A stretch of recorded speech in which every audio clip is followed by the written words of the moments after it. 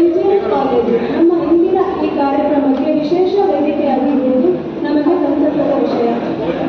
Manipal universal press ಮಾಹಿರ ಪರವಾಗಿ ನಾನು ಪ್ರತಿಮಾ ನಮ್ಮೆಲ್ಲರನ್ನ ಈ ಕಾರ್ಯಕ್ರಮಕ್ಕೆ ಆತ್ಮೀಯವಾಗಿ ಸ್ವಾಗತಿಸಿದ್ದೇನೆ. ಪುಸ್ತಕವೆಂದರೆ ಕೇವಲ ಅಕ್ಷರಗಳ ಸಂಗ್ರಹವಲ್ಲ, ಅದು ಚಿಂತನೆಯ ಬೆಳಕು, ಸಂಸ್ಕೃತಿಯ ಪ್ರತಿಬಿಂಬ ಹಾಗೂ ಸಮಾಜದ ಸೇತುವೆ. ಅಂತಹ ಒಂದು ಅರ್ಥಪೂರ್ಣ ಕೃತಿಯನ್ನ ಇಂದು ನಿಮ್ಮ ಮುಂದೆ ಅನಾವರಣಗೊಳಿಸಲು ನಾವಿಲ್ಲಿ ಸೇರಿದ್ದೇವೆ.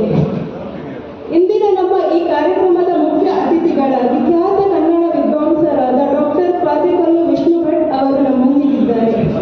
ನಮ್ಮ ಗೌರವ ಅತಿಥಿಗಳಾಗಿ ವೇದಮೂರ್ತಿ ಶ್ರೀ ಲಕ್ಷ್ಮೀನಾರಾಯಣ ಅಸರಣ್ಣ, ಪ್ರಧಾನ ಅರ್ಚಕರು ಶ್ರೀ ಕ್ಷೇತ್ರ ಕಟೀಲ್ ಹಾಗೂ ಪ್ರೊಫೆಸರ್ ವನಿತಾ ಮಯ್ಯ, ಪ್ರಾಂಶುಪಾಲರು ಎಂಜಿಎಂ ಕಾಲೇಜು ಉಡುಪಿ ಇವರು ನಮ್ಮೊಂದಿಗೆ ಉಪಸ್ಥಿತರಿದ್ದಾರೆ. ಈ ಕೃತಿಯ ಸಂಪಾದಕರಾದಂತಹ ಡಾಕ್ಟರ್ ಎನ್ ಪ್ರಭಾಕರ್ ಜೋಶಿ ಹಾಗೂ ಪು ಗುರುಪ್ರಸಾದ್ ಭಟ್ ಇವರು ಕೂಡ ನಮ್ಮೊಂದಿಗೆ ಉಪಸ್ಥಿತರಿದ್ದಾರೆ. ಮಣಿಪಾಲ್ ಯೂನಿವರ್ಸಲ್ ಪ್ರೆಸ್ನ ಮುಖ್ಯ ಸಂಪಾದಕರಾದಂತಹ ಡಾಕ್ಟರ್ ಶ್ರೀನಿವಾಸ ಕುಮಾರ್ ಆಚಾರ್ಯ ಇವರು ನಮ್ಮೊಂದಿಗೆ ಇಂದು ಉಪಸ್ಥಿತರಿದ್ದಾರೆ. ವಿಶ್ವವಿದ್ಯಾನಿಲಯದ ಕಾರ್ಯಾಂತರಗಳಿಂದ ಅಧ್ಯಕ್ಷೀಯ ಸ್ಥಾನವನ್ನು ವಹಿಸಬೇಕಾಗಿದ್ದ ಡಾಕ್ಟರ್ ಎಚ್.ಎಸ್. ಬಲ್ಲಾಳ್, ಸಹ ಕುಲಾಧಿಪತಿಗಳು ಮಾಹೆ ಮಣಿಪಾಲ್ ಇವರು ಕಾರ್ಯಕ್ರಮಕ್ಕೆ ಹಾಜರಾಗಲು ಸಾಧ್ಯವಾಗಲಿಲ್ಲ. ಗಣ್ಯ ಅತಿಥಿಗಳನ್ನ ವೇದಿಕೆಗೆ ಕರೆತರುವಂತೆ ಡಾಕ್ಟರ್ ಶ್ರೀನಿವಾಸ ಆಚಾರ್ಯ ಇವರಲ್ಲಿ ಕೇಳಿಕೊಳ್ಳುತ್ತಿದ್ದೇನೆ.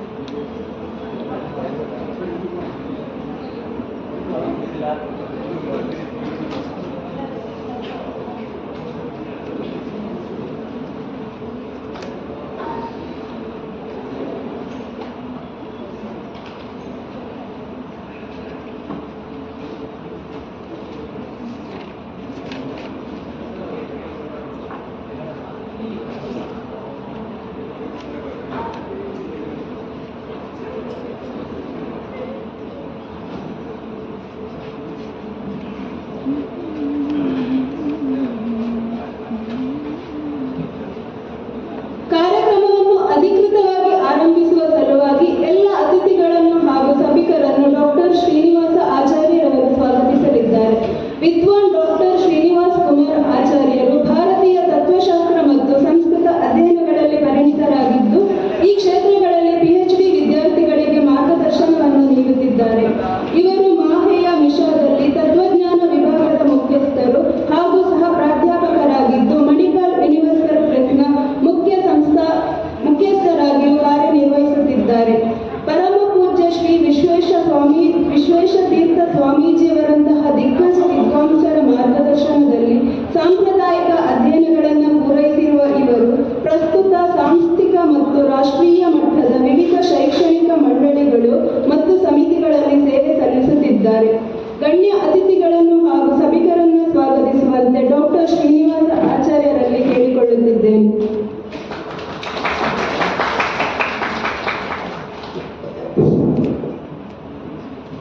ಶ್ರೀ ಗುರುಭ್ಯೋ ನಮಃ. ವೇದಿಕೆಯ ಮೇಲಿರುವ ಗಣ್ಯರೇ, ಸಾಹಿತ್ಯ ಅಭಿಮಾನಿಗಳೇ ಹಾಗೂ ವಿದ್ಯಾರ್ಥಿ ಮಿತ್ರರೇ, ಎಲ್ಲರಿಗೂ ನಮಸ್ಕಾರ.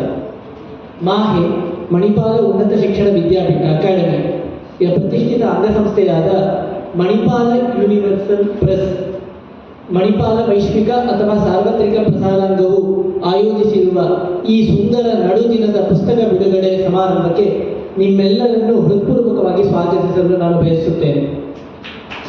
ಭಾರತೀಯ ವಿಶ್ವವಿದ್ಯಾಲಯಗಳ ಇತಿಹಾಸದಲ್ಲಿ ಕೇವಲ ಪಠ್ಯಪುಸ್ತಕಗಳಿಗಷ್ಟೇ ಸೀಮಿತವಾಗದೆ ಸೃಜನಶೀಲ ಸಾಹಿತ್ಯ, ಪ್ರಾದೇಶಿಕ ಸಂಸ್ಕೃತಿ ಮತ್ತು ಜಾಗತಿಕ ವಿದ್ಯಾಸ್ಥಾನಗಳನ್ನು ಸಮನ್ವಯಗೊಳಿಸಿ ಬರೆಯಿರಿ, ಪ್ರಕಟಿಸಿ ಎಂಬ ಧ್ಯೇಯ ವಾಕ್ಯದೊಂದಿಗೆ ರೈಟ್ ಟು ಪಬ್ಲಿಷ್ ಮುನ್ನಡೆಯುತ್ತಿರುವ ಅಪರೂಪದ ಪ್ರಕಾಶನ ಸಂಸ್ಥೆ ನಮ್ಮ ಮಣಿಪಾಲ ಯೂನಿವರ್ಸಲ್ ಪ್ರೆಸ್ MUP.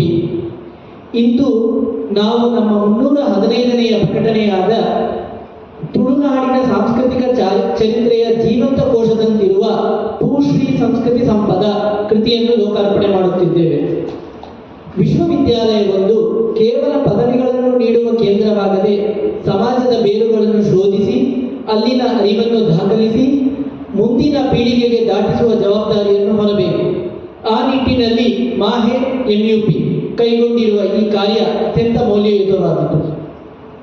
ಇಂದಿನ ಈ ಕೃತಿ ಬಿಡುಗಡೆ ಸಮಾರಂಭವು ಕೇವಲ ಒಂದು ಪುಸ್ತಕದ ಅನಾವರಣವಷ್ಟೇ ಅಲ್ಲ, ಅದು ನಮ್ಮ ನಾಡಿನ ಹಿರಿಯ ಚೇತನ ಬರಿಗಾಲ ಸಂಶೋಧಕ ಎಂದೇ ಖ್ಯಾತರಾಗಿದ್ದ, ದೇಸಿ ಪರಂಪರೆಯ ಅನನ್ಯ ವಿದ್ವಾಂಸರಾಗಿದ್ದ ಶ್ರೀನಿವಾಸ ಭಟ್ ಕಟೀಲು ಅವರ ದಶಕಗಳ ಕಾಲದ ತಪಸ್ಸಿನಂತೆ ಸಂಗ್ರಹಿಸಿದ ಜ್ಞಾನಕ್ಕೆ ಸಲ್ಲಿಸುತ್ತಿರುವ ಗೌರವವಾಗಿದೆ.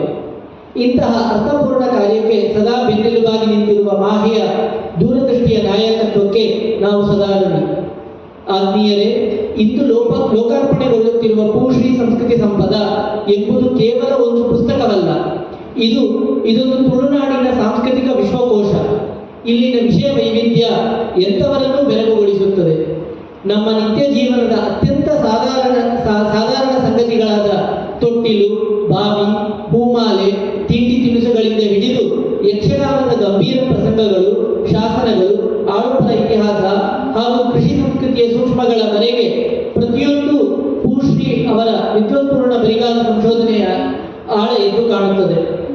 ಪಾರಂಪರಿಕ ಜ್ಞಾನ ಮತ್ತು ಆಧುನಿಕ ಅನ್ವೇಷಣೆಯ ಅಪರೂಪದ ಸಂಗಮವಾಗಿರುವ ಈ ಕೃತಿಯನ್ನು ಡಾಕ್ಟರ್ ಎಂ ಪ್ರಭಾಕರ ಜೋಶಿ ಹಾಗೂ ಶ್ರೀ ಗುರುಪ್ರಸಾದ ಭಟ್ ಅವರು ಅತ್ಯಂತ ಶ್ರದ್ಧೆಯಿಂದ ಸಂಪಾದಿಸಿದ್ದಾರೆ. ಕರಾವಳಿ ಬದುಕನ್ನು, ಅದರ ಆಳ ಅಗಲವನ್ನು ಅರಿಯ ಬಯಸುವ ಪ್ರತಿಯೊಬ್ಬರಿಗೂ, ಮುಂದಿನ ಪೀಳಿಗೆಗೂ ಇದೊಂದು ಅತ್ಯಮೂಲ್ಯ ಆಕರ ಗ್ರಂಥವಾಗಿದೆ. ಈಗ ಈ ವಿಶೇಷ ಸಮಾರಂಭದ ಘನತೆಯನ್ನು ಹೆಚ್ಚಿಸಿರುವ ನಮ್ಮ ಅತಿಥಿಗಳನ್ನು ಸ್ವಾಗತಿಸುವ ಸಮಯ. ಮೊದಲಿಗೆ ಇಂದಿನ ಕೃತಿಯನ್ನು ಲೋಕಾರ್ಪಣೆ ಮಾಡುತ್ತಿರುವ ಮುಖ್ಯ ಅತಿಥಿಗಳು ನಾಡಿನ ಹಿರಿಯ ವಿದ್ವಾಂಸರು, ಚಿಂತಕರು ಆಗಿರುವ ವಿದ್ವಾನ್ ಡಾಕ್ಟರ್ ಪಾದೇಕಲ್ಲು ವಿಷ್ಣು ಭಟ್ ಅವರನ್ನು ಸ್ವಾಗತಿಸಲು ನಾನು ಬಯಸುತ್ತೇನೆ. ಕನ್ನಡ ಮತ್ತು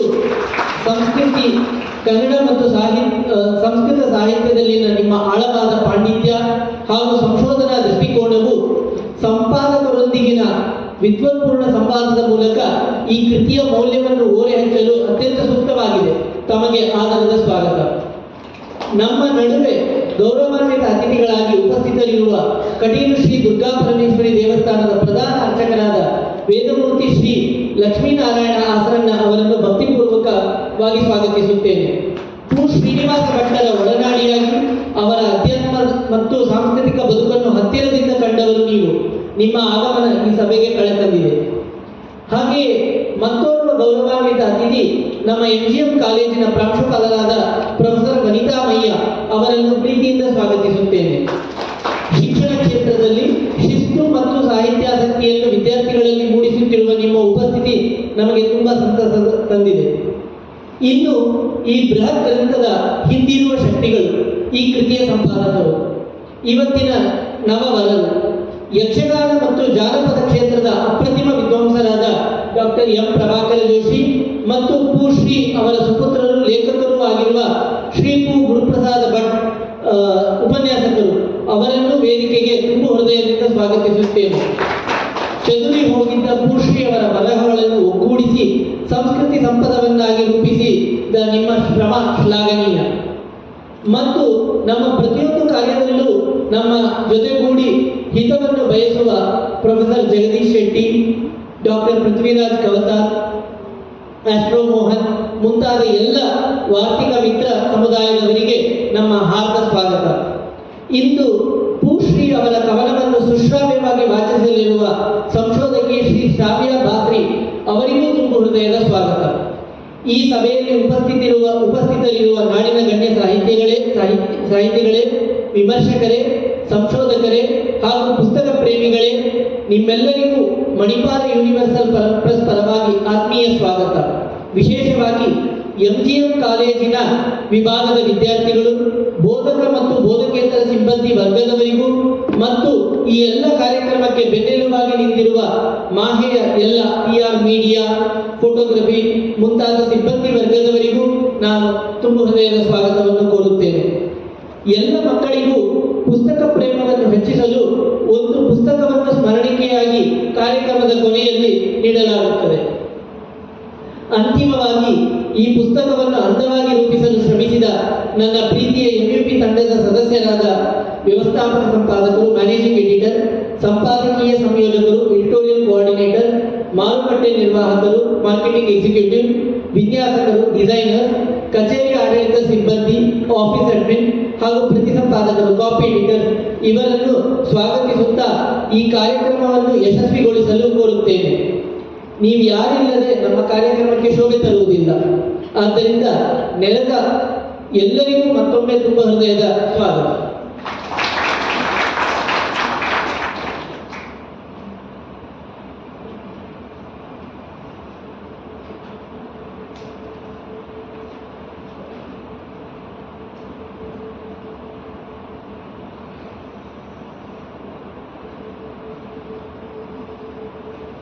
ಸರ್ವರನ್ನು ಸ್ವಾಗತಿಸಿದಂತಹ ಡಾಕ್ಟರ್ ಶ್ರೀನಿವಾಸ ಆಚಾರ್ಯರಿಗೂ ಕೂಡ ಈ ಕಾರ್ಯಕ್ರಮಕ್ಕೆ ಆತ್ಮೀಯವಾದ ಸ್ವಾಗತಗಳು. ಇದೀಗ ಗಣ್ಯ ಅತಿಥಿಗಳಿಗೆ ಸ್ಮರಣಿಕೆಯನ್ನು ನೀಡಿ ಗೌರವಿಸಬೇಕಾಗಿ MUP ತಂಡದವರಿಂದ ಕೇಳಿಕೊಳ್ಳುತ್ತಿದ್ದೇನೆ.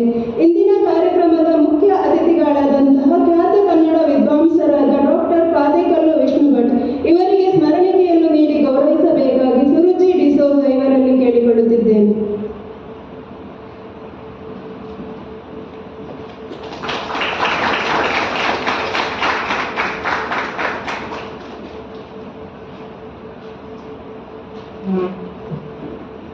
ನಮ್ಮ ಗೌರವ ಅತಿಥಿಗಳಾಗಿ ಆಗಮಿಸಿದಂತಹ ವೇದಮೂರ್ತಿ ಶ್ರೀ ಲಕ್ಷ್ಮೀನಾರಾಯಣ ಅಸರಣ್ಣ ಪ್ರಧಾನ ಅರ್ಚಕರು, ಶ್ರೀ ಕ್ಷೇತ್ರ ಕಟೀಲು ಇವರಿಗೆ ಸ್ಮರಣಿಕೆಯನ್ನು ನೀಡಿ ಗೌರವಿಸಬೇಕಾಗಿ ಅನಿಂದಿತ ದೌರ್ಯ ಇವರಲ್ಲಿ ಕೇಳಿಕೊಳ್ಳುತ್ತಿದ್ದೇನೆ.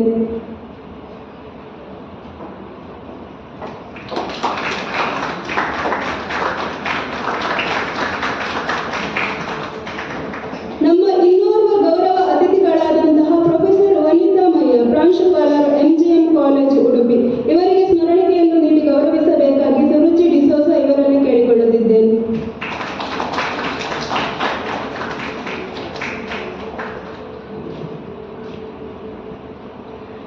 ಈ ಕೃತಿಯ ಸಂಪಾದಕರಾದಂತಹ ಡಾಕ್ಟರ್ M ಪ್ರಭಾಕರ್ ಜೋಶಿ ಇವರಿಗೆ ಸ್ಮರಣಿಕೆಯನ್ನು ನೀಡಬೇಕಾಗಿ ಅನಿಂದಿತ ದೌರ್ಯ ಇವರಲ್ಲಿ ಕೇಳಿಕೊಳ್ಳುತ್ತಿದ್ದೇನೆ.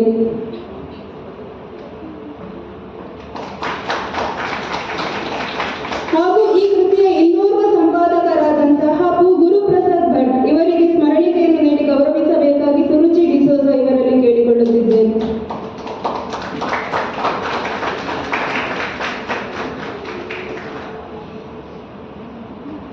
ಸರ್ವರಿಗೂ ಧನ್ಯವಾದಗಳು. ಈ ಸಂಸ್ಥೆಯ ಮುಖ್ಯಸ್ಥರಾದಂತಹ ಪ್ರೊಫೆಸರ್ ವನಿತಾ ಮಯ್ಯ ಅವರು ಇಂದು ನಮ್ಮೊಂದಿಗೆ ಗೌರವಾನ್ವಿತ ಉಪಸ್ಥಿತಿಯನ್ನು ನೀಡುತ್ತಿದ್ದಾರೆ. ಪ್ರೊಫೆಸರ್ ವನಿತಾ ಮಯ್ಯ MGM ಕಾಲೇಜಿನ ಪ್ರಾಂಶುಪಾಲರಾಗಿ ಈ ಸಂಸ್ಥೆಯ ಸಾಂಸ್ಕೃತಿಕ ಪರಂಪರೆಯನ್ನು ಮುಂದುವರಿಸಿಕೊಂಡು ಬರುತ್ತಿದ್ದಾರೆ. ಇಲ್ಲಿ ನಿರಂತರವಾಗಿ ಸಾಹಿತ್ಯ, ಸಂಸ್ಕೃತಿ ಹಾಗೂ ಕಲೆ ಇವುಗಳಿಗೆ ಸಂಬಂಧಿಸಿದ ಚಟುವಟಿಕೆಗಳನ್ನು ಆಯೋಜಿಸುತ್ತಾ ಬಂದಿದ್ದಾರೆ. ಮಣಿಪಾಲ್ ಯೂನಿವರ್ಸಲ್ ಪ್ರೆಸ್ನ ಪುಸ್ತಕ ಲೋಕಾರ್ಪಣಾ ಸಮಾರಂಭಕ್ಕೂ ಆಶ್ರಯವನ್ನು ನೀಡಿದ್ದಾರೆ. ಇದೀಗ ಕಾರ್ಯಕ್ರಮವನ್ನು ಉದ್ದೇಶಿಸಿ 2 ಮಾತುಗಳನ್ನಾಡಬೇಕಾಗಿ ಪ್ರೊಫೆಸರ್ ವನಿತಾ ಮಯ್ಯ ಇವರಲ್ಲಿ ಕೇಳಿಕೊಳ್ಳುತ್ತಿದ್ದೇನೆ.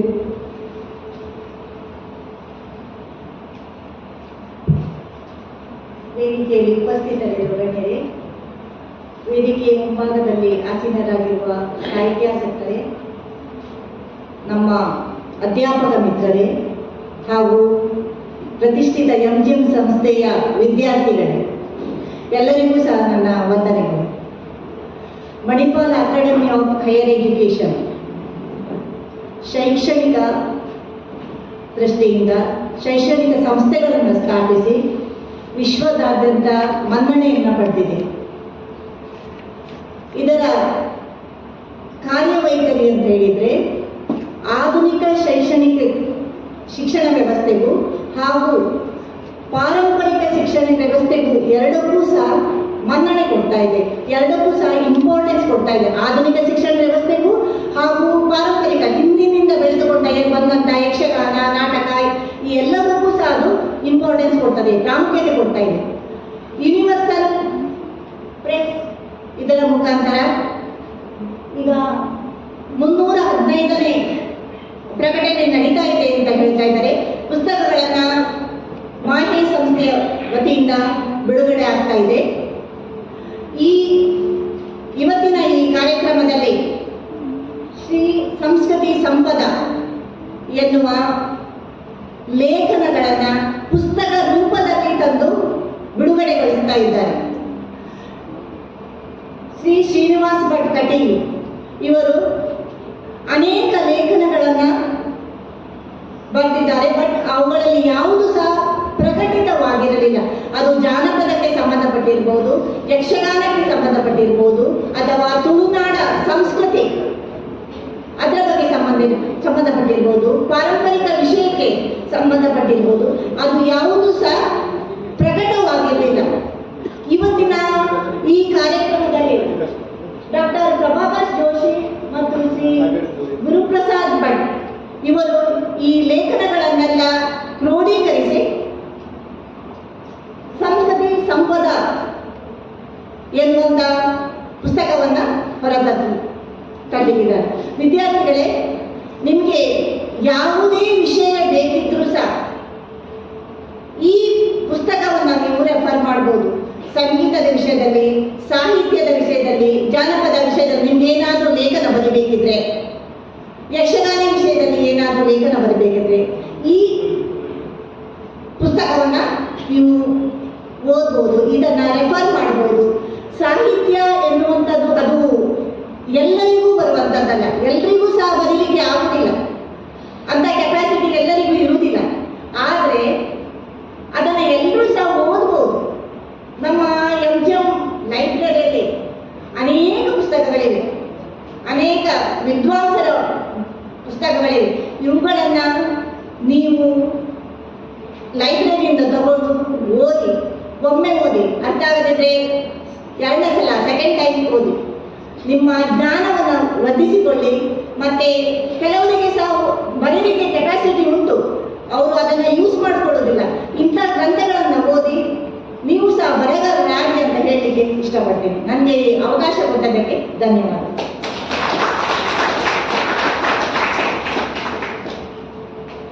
ತಮ್ಮ ಅಮೂಲ್ಯವಾದ ಮಾತುಗಳಿಗೆ ಧನ್ಯವಾದಗಳು. ಒಂದು ಕೃತಿಯ ಒಳನೋಟವನ್ನು ಪರಿಚಯಿಸುವಂತಹ ಅತ್ಯುತ್ತಮ ವ್ಯಕ್ತಿ ಅದರ ಸಂಪಾದಕರು. ಈ ಕೃತಿಯ ಸಂಪಾದಕರಲ್ಲಿ ಒಬ್ಬರು ಪು. ಗುರುಪ್ರಸಾದ್ ಭಟ್ ಕಟೀಲು. ಇವರು ಪು. ಶ್ರೀನಿವಾಸ ಭಟ್ಟರ ಪುತ್ರರಾಗಿದ್ದು ತಂದೆಯವರಂತೆ ಬರಹ ಅಧ್ಯಯನಗಳಲ್ಲಿ ಆಸಕ್ತರು. ತುಳು, ಕನ್ನಡ, ಭಾಷಿಕ, ಸಾಂಸ್ಕೃತಿಕ ವಿಚಾರಗಳ, ಯಕ್ಷಗಾನ ಹೀಗೆ ಬಹು ವಿಷಯಗಳ ಲೇಖಕರು, ವಿಮರ್ಶಕರು ಹಾಗೂ ವಿವಿಧ ಸಾಂಸ್ಕೃತಿಕ ಕಲಾಪಗಳಲ್ಲಿ ಸಕ್ರಿಯರಾಗಿದ್ದಾರೆ. ಇದೀಗ ಈ ಕೃತಿಯ ಬಗ್ಗೆ ತಮ್ಮ ಚಿಂತನೆಗಳನ್ನು ಹಂಚಿಕೊಳ್ಳುವಂತೆ ಪು. ಗುರುಪ್ರಸಾದ್ ಭಟ್ ಇವರಲ್ಲಿ ಕೇಳಿಕೊಳ್ಳುತ್ತಿದ್ದೇನೆ.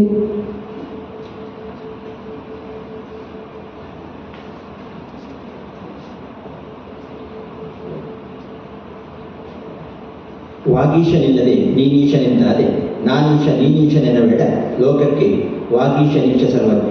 ವೇದಿಕೆಯ ಮೇಲಿರುವಂತಹ ಎಲ್ಲ ಹಿರಿಯರಿಗೆ, ಹಾಗೆ ವೇದಿಕೆಯ ಮುಂಭಾಗದಲ್ಲಿರುವಂತಹ ಹಿರಿಯರಿಗೆ ಹಾಗೂ ಈ ವಿದ್ಯಾಸಂಸ್ಥೆಯ ವಿದ್ಯಾರ್ಥಿಗಳಿಗೆ ನಮಸ್ಕರಿಸುತ್ತಾ, ಸುಮಾರು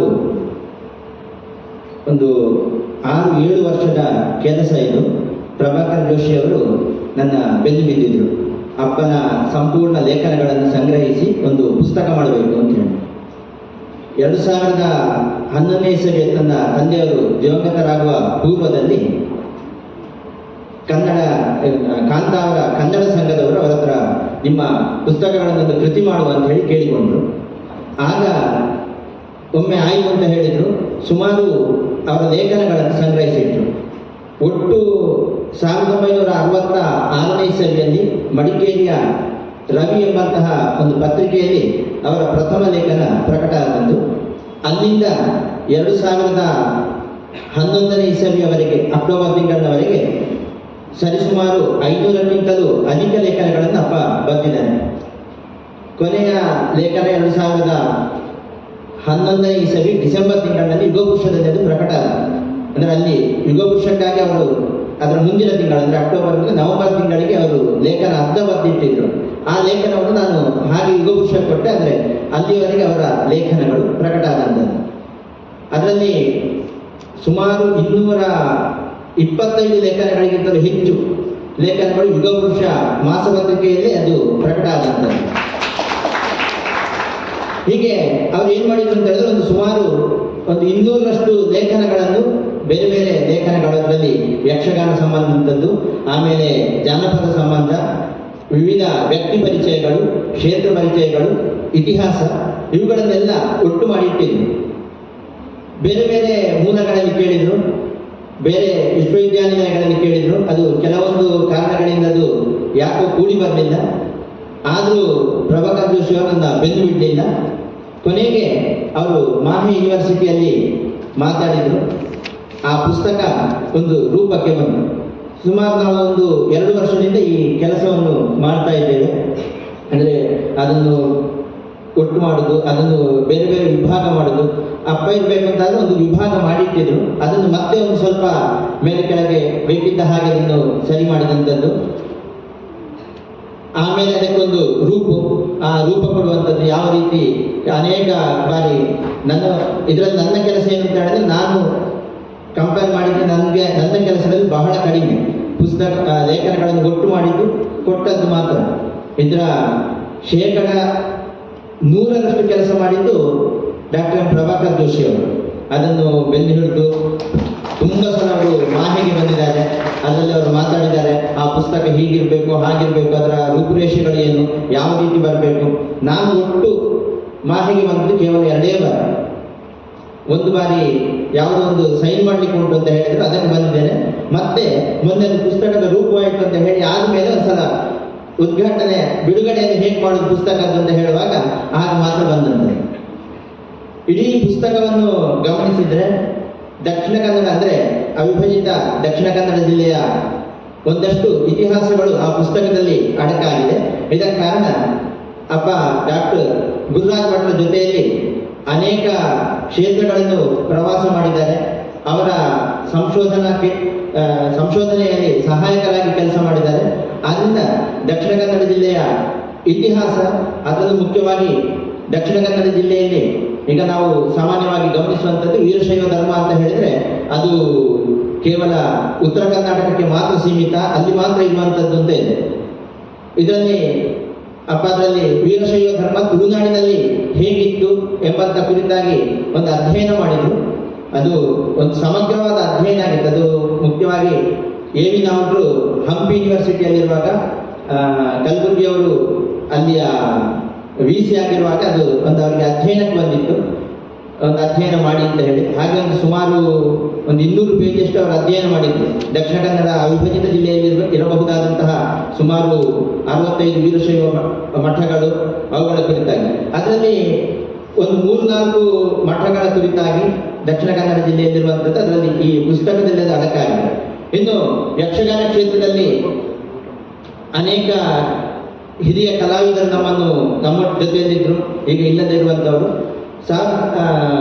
70ರ ದಶಕದಲ್ಲಿ ಯುಗಪುರುಷದಲ್ಲಿ ಒಂದು ಪುಸ್ತಕ ಪ್ರಕಟ ಆಯಿತು, ಯಕ್ಷಗಾನ ಕಲಾವಿದರು ಅಂತೇಳಿ. ಅದರಲ್ಲಿದ್ದಂಥ ಕೆಲವೊಂದು ಕಲಾವಿದರ ಪರಿಚಯ ಇದರಲ್ಲಿದೆ. ಹಾಗೆ ಯಕ್ಷಗಾನದಲ್ಲಿ ಮುಖ್ಯವಾಗಿ ಪ್ರಸಂಗ ಸಾಹಿತ್ಯ ಏನುಂಟು, ಆ ಪ್ರಸಂಗ ಸಾಹಿತ್ಯದ ಅದರ ಮೂಲಗಳು, ಉದಾಹರಣೆಗೆ ನಾವು ಪಾರ್ಥಸುಬ್ಬನ ಕುರಿತಾಗಿ ಹೇಳಿದರೆ ಅವರ ಕುರಿತಾಗಿ ಕೆಲವೊಂದು ಲೇಖನಗಳು, ಅಥವಾ ಮಟ್ಟಿ ವಾಸುದೇವ ಪ್ರಭು ಇರ್ಬೋದು, ಇಂತಹ ಅನೇಕ ಲೇಖಕರ ಕುರಿತಾಗಿ ಯಕ್ಷಗಾನ ಪ್ರಸಂಗಕರ್ತರ ಕುರಿತಾದಂತಹ ಪರಿಚಯಗಳು. ಆಗಲೇ ಸ್ವಾಗತ ಮಾಡುವಾಗ ಸರ್ ಹೇಳಿದರು, ಸಾಮಾನ್ಯವಾದಂತಹ ವಿಚಾರಗಳು ನಮಗೆ ಕೆಲವೊಂದು ಬಾರಿ ಅದು ವಿಷಯವೇ ಅಲ್ಲ, ನಮ್ಮ ಎದುರು ಕಾಣುವಂಥದ್ದು ಯಾವುದು ನಗಣ್ಯವಾದಂಥ ವಿಚಾರಗಳು ಏನಿದೆ ಆ ನಗಣ್ಯವಾದಂಥ ವಿಚಾರದ ಕುರಿತಾಗಿಯೂ ಒಂದು ಪ್ರಿಂಟಿಂಗ್ ಆಗುವಾಗ ಒಂದು 2 ಪುಟದಷ್ಟು ವಿಷಯಗಳು ಅದರಲ್ಲಿ ಸಂಗ್ರಹಿಸಲ್ಪಟ್ಟಿವೆ. ಅಂದರೆ ಕನಿಷ್ಠ ಯಾವುದು ನಮಗೆ ಏನು ವಿಷಯ ಅಲ್ಲ ಅಂತ ಇತ್ತೋ ಅವುಗಳೆಲ್ಲವೂ ಈ ಕೃತಿಯಲ್ಲಿ ಅಡಕಾಗಿದೆ. ಮುಖ್ಯವಾಗಿ ನಾನು ಈ ಸಂದರ್ಭದಲ್ಲಿ ಮಾಹಿ ಯೂನಿವರ್ಸಿಟಿ ಅವರಿಗೆ ತುಂಬ ಕೃತಜ್ಞನಾಗಿದ್ದೇನೆ.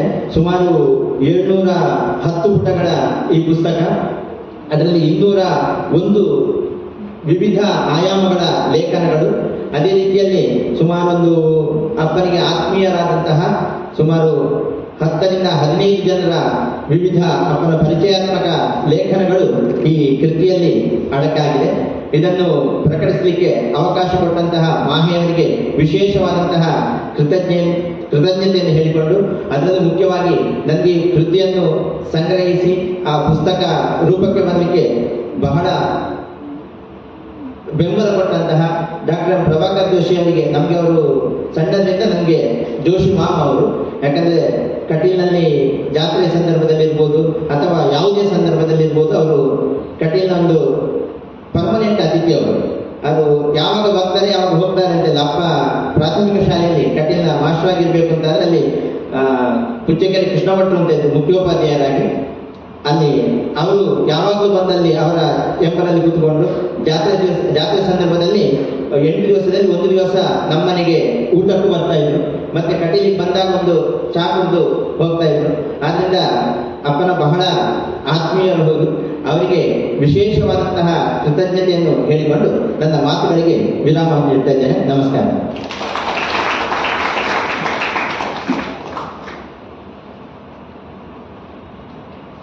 ಕೃತಿಯ ಒಳನೋಟವನ್ನು ಅತ್ಯಂತ ಸುಂದರವಾಗಿ ಪರಿಚಯಿಸಿದ್ದಕ್ಕಾಗಿ ಹೃತ್ಪೂರ್ವಕ ಧನ್ಯವಾದಗಳು. ಪುಸ್ತಕವು ಜ್ಞಾನವನ್ನು ತಲೆಮಾರುಗಳಿಂದ ತಲೆಮಾರುಗಳಿಗೆ ಸಾಗಿಸುವ ಅಮೂಲ್ಯ ಸೇತುವೆಯಾಗಿದೆ. ಇದೀಗ ಕಾರ್ಯಕ್ರಮದ ಪ್ರಧಾನ ಭಾಗವಾದ ಶ್ರೀ ಸಂಸ್ಕೃತಿ ಸಂಪದ ಕೃತಿಯ ಲೋಕಾರ್ಪಣೆಯ ಶುಭ ಕ್ಷಣಕ್ಕೆ ನಾವು ಆಗಮಿಸಿದ್ದೇವೆ. ಗೌರವಾನ್ವಿತ ಮುಖ್ಯ ಅತಿಥಿಗಳಾದ ಡಾಕ್ಟರ್ ಪಾದೇಕಲ್ಲು ವಿಷ್ಣು ಭಟ್ ಅವರ ಕರಕಮಲಗಳಿಂದ ಶ್ರೀ ಸಂಸ್ಕೃತಿ ಸಂಪದ ಕೃತಿಯು ಲೋಕಾರ್ಪಣೆಗೊಳ್ಳಲಿದೆ. ಡಾಕ್ಟರ್ ಪಾದೇಕಲ್ಲು ವಿಷ್ಣು ಭಟ್ ಇವರು ನಮ್ಮ ನಾಡಿನ ಉನ್ನತ ಶ್ರೇಣಿಯ ಕನ್ನಡ ಭಾಷಾ ವಿದ್ವಾಂಸರಲ್ಲಿ ಒಬ್ಬರು. ಭಾರತದ ಯಕ್ಷಗಾನ ಪ್ರಸಂಗಗಳು ಎಂಬ ವಿಷಯದ ಮೇಲೆ ಅಧ್ಯಯನ ನಡೆಸಿ ಮಂಗಳೂರು ವಿಶ್ವವಿದ್ಯಾನಿಲಯದಿಂದ PhD ಪದವಿಯನ್ನು ಪಡೆದಿದ್ದಾರೆ. ಕನ್ನಡ ಉಪನ್ಯಾಸಕರಾಗಿ, ಪ್ರಾಧ್ಯಾಪಕರಾಗಿ, ಪ್ರಾಂಶುಪಾಲರಾಗಿ ಕಾರ್ಯನಿರ್ವಹಿಸಿದ್ದಾರೆ.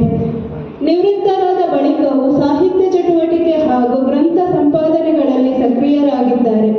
ಶ್ರೀ ಕೃಷ್ಣಾನುಗ್ರಹ ಪ್ರಶಸ್ತಿ, ಡಾಕ್ಟರ್ TV ವೆಂಕಟಾಚಲ ಶಾಸ್ತ್ರಿ ವಿದ್ವತ್ ಪ್ರಶಸ್ತಿ, ಸೇಡಿಯಾಪು ಪ್ರಶಸ್ತಿ, ರಾಮವಿಠಲ ಪ್ರಶಸ್ತಿ, ಬಂಟ್ವಾಳ ತಾಲೂಕು ಕನ್ನಡ ಸಾಹಿತ್ಯ ಸಮ್ಮೇಳನ ಅಧ್ಯಕ್ಷ ಸ್ಥಾನ ಹೀಗೆ ಹಲವಾರು ಗೌರವದೊಂದಿಗೆ ಮಾನಿತರು. ಇದೀಗ ಈ ಅರ್ಥಪೂರ್ಣ ಕೃತಿಯನ್ನು ಅನಾವರಣಗೊಳಿಸಲು ಗೌರವಾನ್ವಿತ ಮುಖ್ಯ ಅತಿಥಿಗಳೊಂದಿಗೆ ಎಲ್ಲ ಗಣ್ಯ ಅತಿಥಿಗಳಿಗೂ ಕೂಡ ಲೋಕಾರ್ಪಣಾ ಕಾರ್ಯದಲ್ಲಿ ಕೈಜೋಡಿಸುವಂತೆ ಕೇಳಿಕೊಳ್ಳುತ್ತಿದ್ದೇನೆ.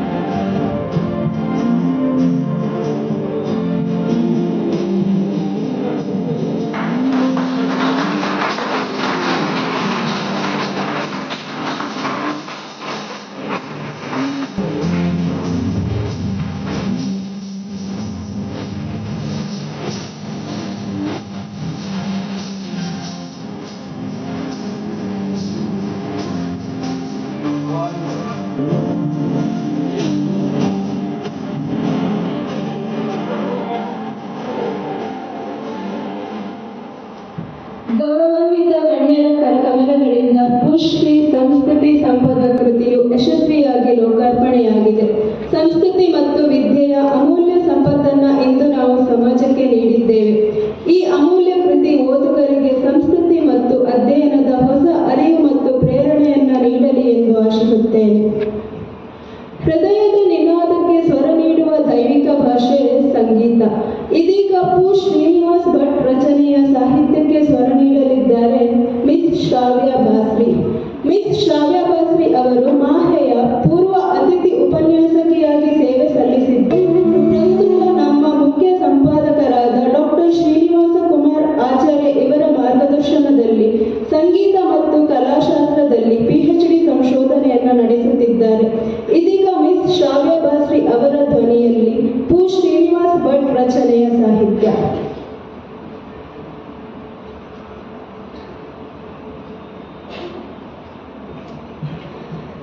ನಮಸ್ತೆ. ಶ್ರೀ ಅವರ ದೇವಿ ಶತಕದ ಒಂದು ಸಣ್ಣ ತುಣುಕನ್ನು ಪ್ರಸ್ತುತಪಡಿಸ್ತಾ ಇದ್ದೇನೆ.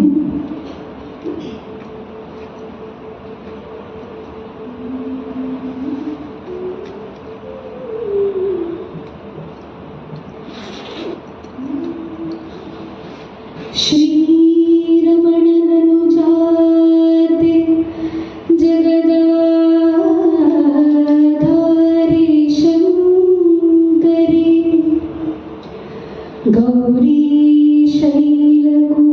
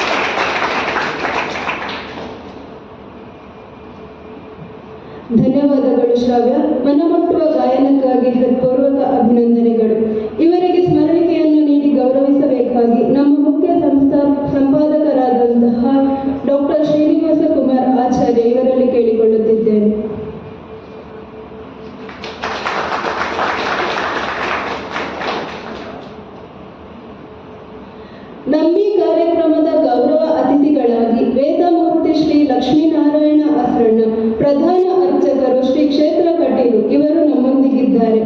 ವೇದಮೂರ್ತಿ ಶ್ರೀ ಲಕ್ಷ್ಮೀನಾರಾಯಣ ಅಸ್ರಣ್ಣರವರು ಶ್ರೀ ಕ್ಷೇತ್ರ ಕಟೀಲಿನ ಆನುವಂಶಿಕ ಅರ್ಚಕರಾಗಿದ್ದಾರೆ.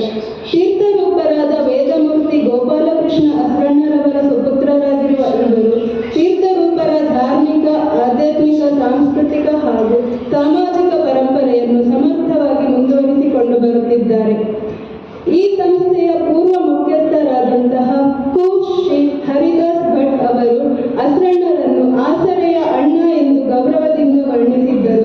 ಆ ಅಭಿವ್ಯಕ್ತಿಗೆ ತಕ್ಕಂತೆ ವೇದಮೂರ್ತಿ ಶ್ರೀ ಲಕ್ಷ್ಮೀನಾರಾಯಣ ಅಸ್ರಣ್ಣರು ಆಸರೆಯ ಅಣ್ಣನಂತೆ ನಮ್ಮ ನಡುವೆ ಇದ್ದಾರೆ.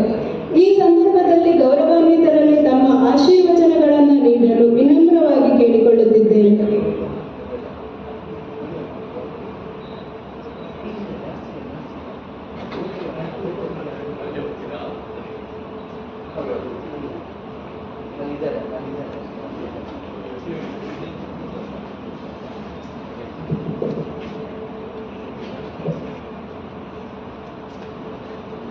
सृष्टि स्थिति विनाशानां शक्ति बुद्धि सनातनी गुणाश्रये गुणमये साराये नमोस्तुते. ताई महादेवी नमस्कार श्रेष्ठ ಶ್ರೀನಿವಾಸ ಭಟ್ರ ಕೃತಿಯ ಬಿಡುಗಡೆಯ ಸಂದರ್ಭದಲ್ಲಿ ವೇದಿಕೆಯಲ್ಲಿರುವಂತಹ ಎಲ್ಲ ಗಣ್ಯರೇ, ಮುಂದುಗಡೆ ಕೂತಿರುವಂತಹ ಸಾಹಿತ್ಯ ಅಭಿಮಾನಿಗಳು,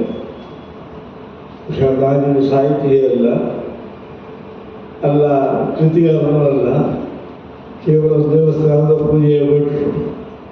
ಬಹುಶಃ ಶ್ರೀನಿವಾಸ ಭಟ್ರಿಗೂ ನಮಗಿದ್ದಂಥ ಆತ್ಮೀಯತೆ ನನ್ನ ಈ ಕಾರ್ಯಕ್ರಮಕ್ಕೆ ಕರೆತರಬೇಕು. ಬಹುಶಃ ನಮ್ಮ ಶಾಲೆಯ ಕಟೀಲಿನ ಶಾಲೆಯಲ್ಲಿ ಉಪಾಧ್ಯಾಯರಾಗಿದ್ದು ಯಾವುದೇ ರೀತಿಯ ಅವರ ಸಾಹಿತ್ಯಕ್ಕೆ ಅವರ ಪ್ರತಿಭೆಗೆ ಪ್ರೋತ್ಸಾಹ ಸಿಗದ ಊರಲ್ಲಿದ್ದು ಅವರು ಬರೆದಂತಹ ಕೃತಿಗಳು ನಿಜವಾಗಿಯೂ ಬಹಳಷ್ಟು ವಿಶೇಷ. ಯಾವುದೇ ನೋಡಿದರೂ ಅದನ್ನು ವಿಮರ್ಶಾತ್ಮಕವಾಗಿ ನೋಡಿಕೊಂಡೇ ಅವರು ಮುಂದುವರಿಯುವರು. ಬಹುಶಃ ನಮಗೆಲ್ಲ ಒಡನಾಡಿಗಳಾಗಿ ಎಲ್ಲ ಕಾರ್ಯಕ್ರಮದಲ್ಲಿ ಬಹುಶಃ ನಮ್ಮ ಕಟ್ಟಿರುವ ನಮ್ಮ ಯಾವುದೇ ಕಾರ್ಯಕ್ರಮ ಇದ್ದರೂ ಆ ಕಾರ್ಯಕ್ರಮದ ಯಶಸ್ಸಿನಲ್ಲಿ ಸಿಂಹ ಪಾಲ್ಗೊಂಡು ಶ್ರೀನಿವಾಸ ಭಟ್ರು ಕೃಷ್ಣ ಭಟ್ರು ಬಹುಶಃ ಈ ವೇದಿಕೆಯಲ್ಲಿ ಪ್ರಭಾಕರ್ ಜೀವಿಸಿದ್ದಾರೆ. ಸ್ವಲ್ಪ ಹೊರಟು ಮನುಷ್ಯ, ಯಾರಾದ್ರೂ ಕೇಳಿದರೆ ನಾನು ಯಾಕೆ ಬರಬೇಕು, ಎಂತ ಬರಬೇಕು ಅಂತ ಜೋರು ಮಾಡಿ ಕೇಳುವುದಾಗ್ತದೆ. ಅವರು ಸಮೇತ ಕಟೀಲಿಗೆ ಆಗುವಾಗ ಯಾವುದೇ ಕಂಡೀಷನ್ ಇಲ್ಲ. ಬಹುಶಃ ಕಾಲಿನಲ್ಲಿ ಸಿಗೋದರ ಡಿಶ್ ಹಾಕಿ ಮಂಗಳೂರಿನ ಕಟೀಲಿಗೆ ಬಂದು ಸಾಪಿಯಿಂದ ಬೆಳಿಗಿನ ತನಕ ಶ್ರೀನಿವಾಸ ಭಟ್ರು ಕೃಷ್ಣ ಭಟ್ರ ಹತ್ರ ಹರಟೆ ಹೊಡೆದು ಈ ಸಾಹಿತ್ಯ ವಿಷಯದಲ್ಲಿ ಸಂಶೋಧನೆ ವಿಷಯದಲ್ಲಿ ಮಾತಾಡ್ತಾರೆ ಹೊರತು ಬೇರೆ ಏನಿಲ್ಲ. ಆದರೆ ಶ್ರೀನಿವಾಸ ಭಟ್ರು ಎಲ್ಲ ವಿಷಯದಲ್ಲೂ ಸಂಶೋಧನೆಯಿಂದ ಹೊಸತನ್ನು ಹುಡುಕುವಂತಹ ಎಲ್ಲ ಅದರಲ್ಲಿ ನಾವು ತಡ್ಕೊಂಡಾಗೆ ಶಿಕ್ಷಕರಾಗಿ ಶಾಲೆಯಲ್ಲಿ ಕಲಿತಿದ್ದರೂ ತನ್ನದು ಏನುಂಟು ಸಂಪಾದನೆ ಎಲ್ಲ ಬಹುಶಃ ಈ ವಿಮರ್ಶೆಗಳಿಗೆ ಸಂಶೋಧನೆಗಳಿಗೆ ಅದರಲ್ಲಿ ಡಾಕ್ಟರೇಟ್ ಸಿಗಲಿಲ್ಲ. ಡಾಕ್ಟರೇಟ್ ಸಿಗದಿದ್ದು ಡಾಕ್ಟರೇಟ್ ಸಿಗೋದಕ್ಕೆ ಸಿಕ್ಕಿದವರಿಗಿಂತ ಹೆಚ್ಚಿನ ಕರ್ತವ್ಯವನ್ನು ಮಾಡ್ತಿದ್ರು. ಬಹುಶಃ ಹಳ್ಳಿಯ ಮೂಲೆಯಲ್ಲಿ ದೇಂದರ್ ಕ್ಯಾಂಪೂರಲ್ಲಿ ಹಳ್ಳಿಯ ಮೂಲೆಯಲ್ಲಿ ಹುಟ್ಟಿದವರು ಯಾವುದೇ ರೀತಿಯ ಪ್ರೋತ್ಸಾಹಗಳಿಲ್ಲದೆ ಹಳ್ಳಿಯ ಸಂಸ್ಕೃತಿಯಲ್ಲಿ ಬೆಳೆದವರು. ಆ ಹಳ್ಳಿಯ ಸಂಸ್ಕೃತಿಯನ್ನು ಎಲ್ಲ ಸಂಶೋಧನೆ ರೀತಿಯಲ್ಲಿ ಸಂಶೋಧನೆ ಮಾಡಿ ಮಾಡಿ ಬಹುಶಃ ನಮ್ಮ ಶಾಲೆಯಲ್ಲಿ ನಿವೃತ್ತಿ ಆಗೋ ತನಕವೂ ಅವರು ಸ್ವಂತ ಮನೆ ಮಾಡಲಿಲ್ಲ. ಅದರ ಪುಸ್ತಕದ ಭಂಡಾರ ತುಂಬ ಮಾಡಿದ್ದಾರೆ. ಪುಸ್ತಕಗಳನ್ನೆಲ್ಲ ಸಂಗ್ರಹಿಸಿ ಬಹುಶಃ ನಮ್ಮ ಕಟೀಲಲ್ಲಿ ಯಕ್ಷಗಾನ ಎಲ್ಲ ಬಹಳಷ್ಟು ಪ್ರಸಿದ್ಧಿದ್ದು. ಯಕ್ಷಗಾನಗಳೆಲ್ಲ ಹೊಸ್ತು ಪ್ರಸಂಗ ಮಾಡಬೇಕಾದ್ರೆ ನಮ್ಮ ಭಾಗವತಗಳ ಪುಸ್ತಕ ಸಿಗುತ್ತಿಲ್ಲ. ಶ್ರೀನಿವಾಸ ಭಟ್ರನ್ನು ನಾವು ಹುಡುಕಿಕೊಳ್ಳಬೇಕು. ಶ್ರೀನಿವಾಸ ಭಟ್ರ ಹೇಳಿದರೆ ಯಾವುದೇ ಯಕ್ಷಗಾನ ಬೇಕಾದರೂ ಯಾವುದೇ ಯಕ್ಷಗಾನ ಪ್ರಸಂಗ ಮಾಡುತ್ತಲೂ ಸಿಗ್ತಿದ್ದು. ಹಾಗೆ ಯಾವುದೇ ಪಾತ್ರ ನಾವೆಲ್ಲ ಹೋಗುವಾಗ ಬಹುಶಃ ಅಲ್ಲಲ್ಲಿ ಆಟಕ್ಕೆ ಈ ಕೋಲಕ್ಕೆ ನೇಮಕ್ಕೆ ಹೋದಾಗ ಆ ನೇಮಕ್ಕೆ ಹೋದಾಗಲೂ ಅಲ್ಲಿ ಇದ್ದ ಜನಗಳಲ್ಲಿ ಅವರು ವಿಚಾರಿಸಿ ಆ ಬಣ್ಣೆ ಹಾಕಿ ಈ ಬಣ್ಣೆ ಹಾಕಿದ್ರು. ಬಹುಶಃ ಯಕ್ಷಗಾನದಲ್ಲಿ ಸಮೇತ ಈ ಪಾತ್ರಕ್ಕೆ ಇದೇ ಬಣ್ಣ ಹಾಕಬೇಕು, ಇದೇ ಬಣ್ಣ ಬಟ್ಟೆ ಹಾಕಬೇಕು, ಇದೇ ಬಾಳ್ಮಣ್ಣು ಬಿಡಬೇಕು, ಇದನ್ನೆಲ್ಲ ಬಹಳಷ್ಟು ಸೂಕ್ಷ್ಮ ರೀತಿಯಲ್ಲಿ ಸಂಶೋಧನೆ ಮಾಡಿ ಎಲೆ ಮನೆಯ ಕಾಯಿಯಾಗಿ ಅವರು ಬಾಳಿದವರು. ಬಹುಶಃ ಅಮೃತೇಶ್ವರರು, ಪ್ರಭಾಕರ್ ಜೋಶಿಯವರು ಇಂಥವರೆಲ್ಲ ಇವರಲ್ಲಿ ಯಾವುದೇ ಸಂಶಯ ಬಂದಾಗ ಅವರಲ್ಲಿ ಮಾತಾಡಲಿಕ್ಕೆ ಬಂದಿಲ್ಲ. ಆದರೆ ಅಷ್ಟು ದೊಡ್ಡ ವ್ಯಕ್ತಿಯಾಗಿ ಅವರು ಎಲ್ಲಿಯೂ ತೋರಿಸಿಕೊಳ್ಳಲಿಲ್ಲ. ಕೇವಲ ಪುಸ್ತಕದ ಬಣ್ಣ ಬೆಳೆಸಿಕೊಂಡು ಹಳ್ಳಿಯ ಎಲ್ಲ ಬಹುಶಃ ಒಂದು ಯಾಕೆ ನಾವೊಂದು ಕಚ್ಚೆ ಹಾಕಿಟ್ಟಿರುವುದಿಲ್ಲ, ಆ ಕಚ್ಚೆ ಯಾಕೆ ಬಂತು, ಹಿಂದಿನಿಂದ ಯಾಕೆ ಆ ಸಂಪ್ರದಾಯ ಬಂತು, ಈ ವಾರಗಳಿಗೆ ಆ ಹೆಸರು ಯಾಕೆ ಬಂತು, ಹೆಂಗಸರು ಯಾಕೆ ಕುಂಕುಮ ಹಚ್ಚಬೇಕು, ಯಾಕೆ ಹೂಗುತ್ತಿಡಬೇಕು, ಇಂಥದ್ದೆಲ್ಲ ಎಲ್ಲ ವಿಮರ್ಶೆಯನ್ನು ಬಹುಶಃ ಮಾಡಿ ಬಹಳಷ್ಟು ಸಂಶೋಧನಾ ರೀತಿಯಲ್ಲಿ ನಮ್ಮ ಸಂಸ್ಕೃತಿ ಸಂಸ್ಕಾರಗಳು ಏನುಂಟು ಅದೆಲ್ಲ ನಮ್ಮ ಜನಗಳಿಗೆ ಮುಟ್ಟುವ ರೀತಿಯಲ್ಲಿ ಶಾಲೆಯ ಕರ್ತವ್ಯದ ಮಧ್ಯದಲ್ಲಿಯೂ ಈ ಲೇಖನಗಳನ್ನೆಲ್ಲ ಬರೆದು ಅವರು ಬಹಳಷ್ಟು ಸಾಧನೆ ಮಾಡಿದ್ದಾರೆ. ಬಹುಶಃ ಅವರ ಸಾಧನೆ ತಕ್ಕ ಅವರು ಬೆಳಕು ಬರಲಿಲ್ಲ.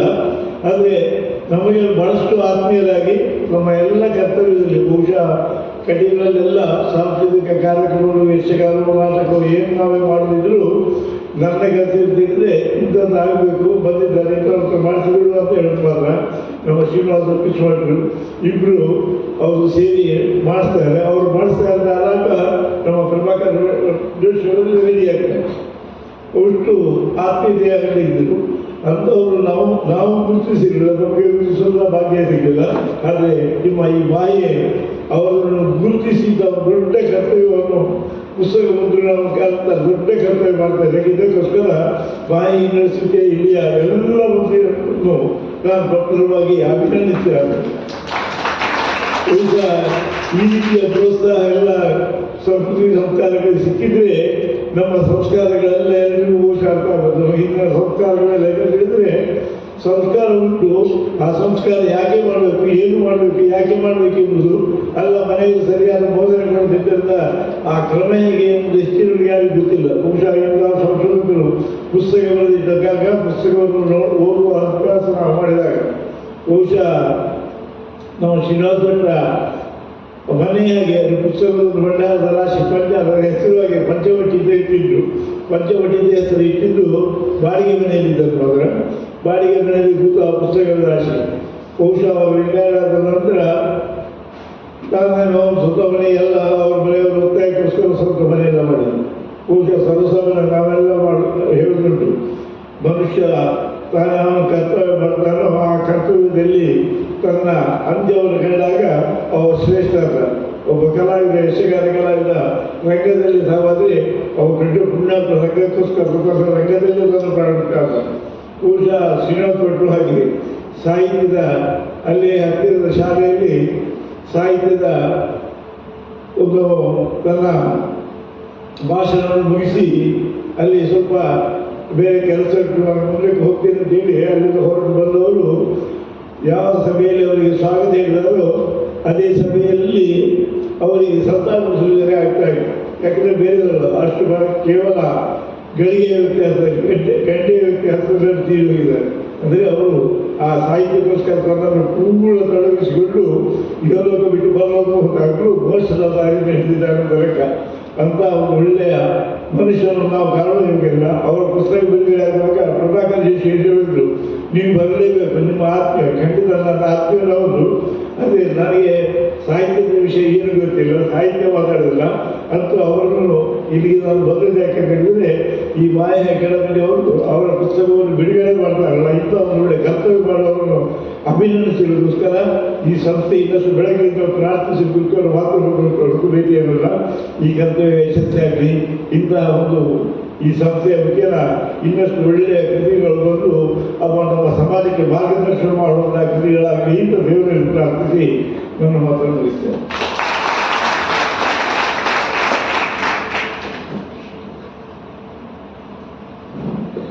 ತಮ್ಮ ಆಶೀರ್ವಾದಪೂರ್ಣ ಹಾಗೂ ಪ್ರೇರಣಾದಾಯಕ ಮಾತುಗಳಿಗೆ ಹೃತ್ಪೂರ್ವಕ ಧನ್ಯವಾದಗಳು.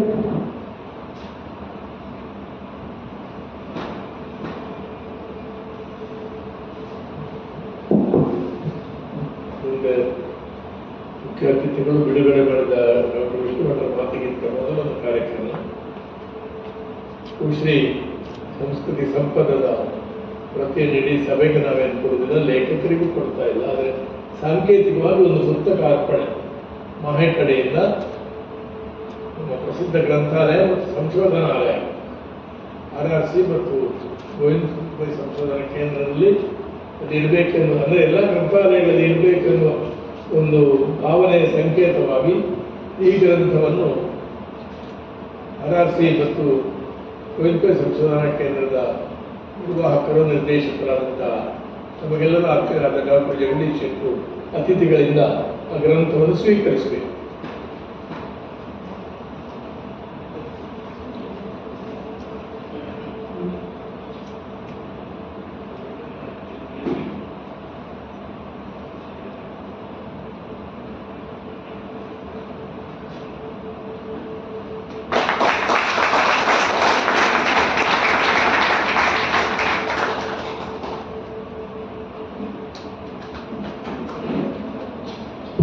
ಡಾಕ್ಟರ್ ಜಗದೀಶ್ ಶೆಟ್ಟರಿಗೆ ಧನ್ಯವಾದಗಳು. ಮತ್ತು ಈ ಸಂದರ್ಭದಲ್ಲಿ ಇನ್ನೊಂದು ವಿಷಯ, ಶ್ರೀನಿವಾಸ ಭಟ್ರ ಲೇಖನಗಳಲ್ಲಿ ಬಹುಶಃ 50% ಹೆಚ್ಚು ಲೇಖನಗಳನ್ನು ಪ್ರಕಟಿಸಿದವರು ಯುಗ ಪುರುಷರು ಉಡುಪರು ಅನಂತ ಉಡುಪರು, ಅವರ ಮಗ ಭುವನಾಭಿರಾಮ ಉಡುಪರು, ಅವರ ಉಪಸ್ಥಿತಿಯನ್ನು ಗೌರವಿಸ್ತೇವೆ. ಈಗ ಯುಗಕೇಶನ್ ಮಾಡ್ತಾ ಇದ್ದಾರೆ ದೊಡ್ಡ ಪಬ್ಲಿಕೇಶನ್. ಕಿನ್ನಿಗೋಳಿಯನ್ನು ಒಂದು ಸಾಂಸ್ಕೃತಿಕ ಕೇಂದ್ರವನ್ನಾಗಿ ಮಾಡಿದ ಕೀರ್ತಿ ಅವರ ತಂದೆಯವರಿಗೆ ಇಲ್ಲಿಗೆ ಸಲ್ಲಿತು. ಅನೇಕ ಜಿಲ್ಲಾ ಕೇಂದ್ರಗಳು ಎಲ್ಲದಕ್ಕೂ ಚಟುವಟಿಕೆಯಲ್ಲಿ ನಡೀತಾ ಇದೆ. ಇನ್ನೊಬ್ಬರು ನಮ್ಮ ಲೇಖಕ ಬಳಗದ ಇಡೀ ಲೇಖಕರ ಬಳಗದಲ್ಲಿ ಬಂದವರು ಮಂದಳಿಕೆ ಸುಬ್ರಹ್ಮಣ್ಯ ಬೇಕಾಡಿದ್ದಾರೆ.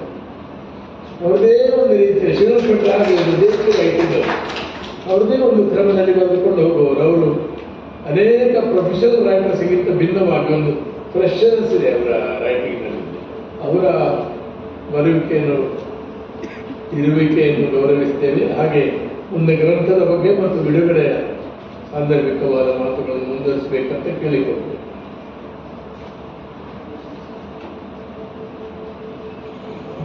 ಧನ್ಯವಾದಗಳು ಸರ್. ಜ್ಞಾನವನ್ನು ವಿಸ್ತರಿಸುವ ಮತ್ತು ಚಿಂತನೆಗಳನ್ನು ಆಳವಾಗಿ ಅರಿಯುವ ಅತ್ಯುತ್ತಮ ಮಾಧ್ಯಮ ಸಂವಾದ. ಚಿಂತನೆಗಳ ವಿನಿಮಯವೇ ಜ್ಞಾನವರ್ಧನೆಯ ಮೂಲ.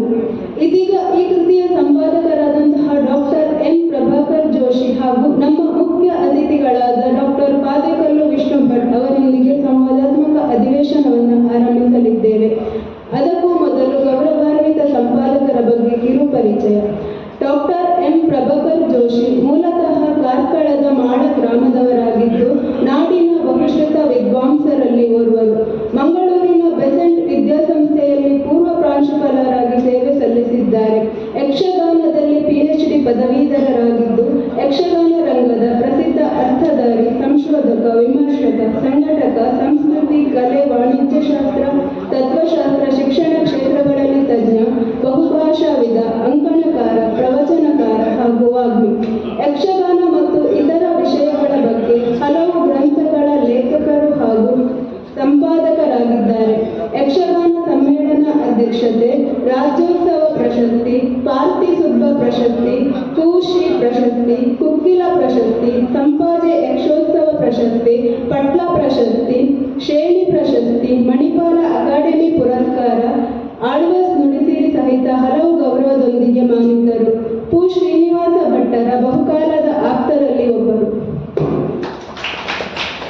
ಇದೀಗ ಇವರಿಬ್ಬರ ಅಮೂಲ್ಯ ಅನುಭವ ಹಾಗೂ ವಿಚಾರಧಾರೆಗಳನ್ನು ನೇರವಾಗಿ ಕೇಳುವ ಅವಕಾಶ ನಮಗೆ ದೊರಕಿದೆ. ಇದೀಗ ಪರಸ್ಪರ ಸಂವಾದ ಅಧಿವೇಶನವನ್ನು ಆರಂಭಿಸಲು ಗೌರವಾನ್ವಿತರನ್ನು ಸಾದರವಾಗಿ ಆಹ್ವಾನಿಸುತ್ತಿದ್ದೇನೆ. ಸಂವಾದದ ಬಳಿಕ ಎಲ್ಲರಿಗೂ ಲಘು ಉಪಹಾರದ ವ್ಯವಸ್ಥೆಯನ್ನು ಮಾಡಲಾಗಿದೆ. ದಯವಿಟ್ಟು ಎಲ್ಲರೂ ಸ್ವೀಕರಿಸಬೇಕಾಗಿ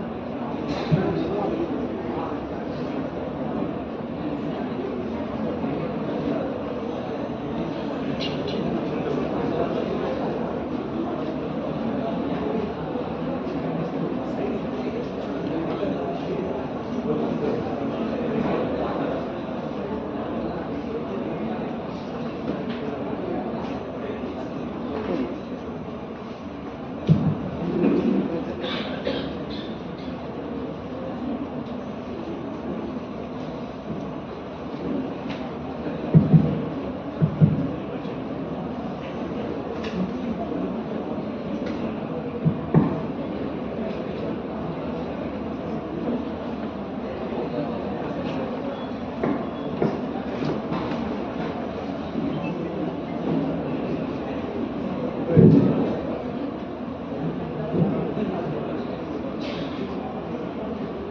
ಗುರುಭ್ಯೋ ನಮಃ.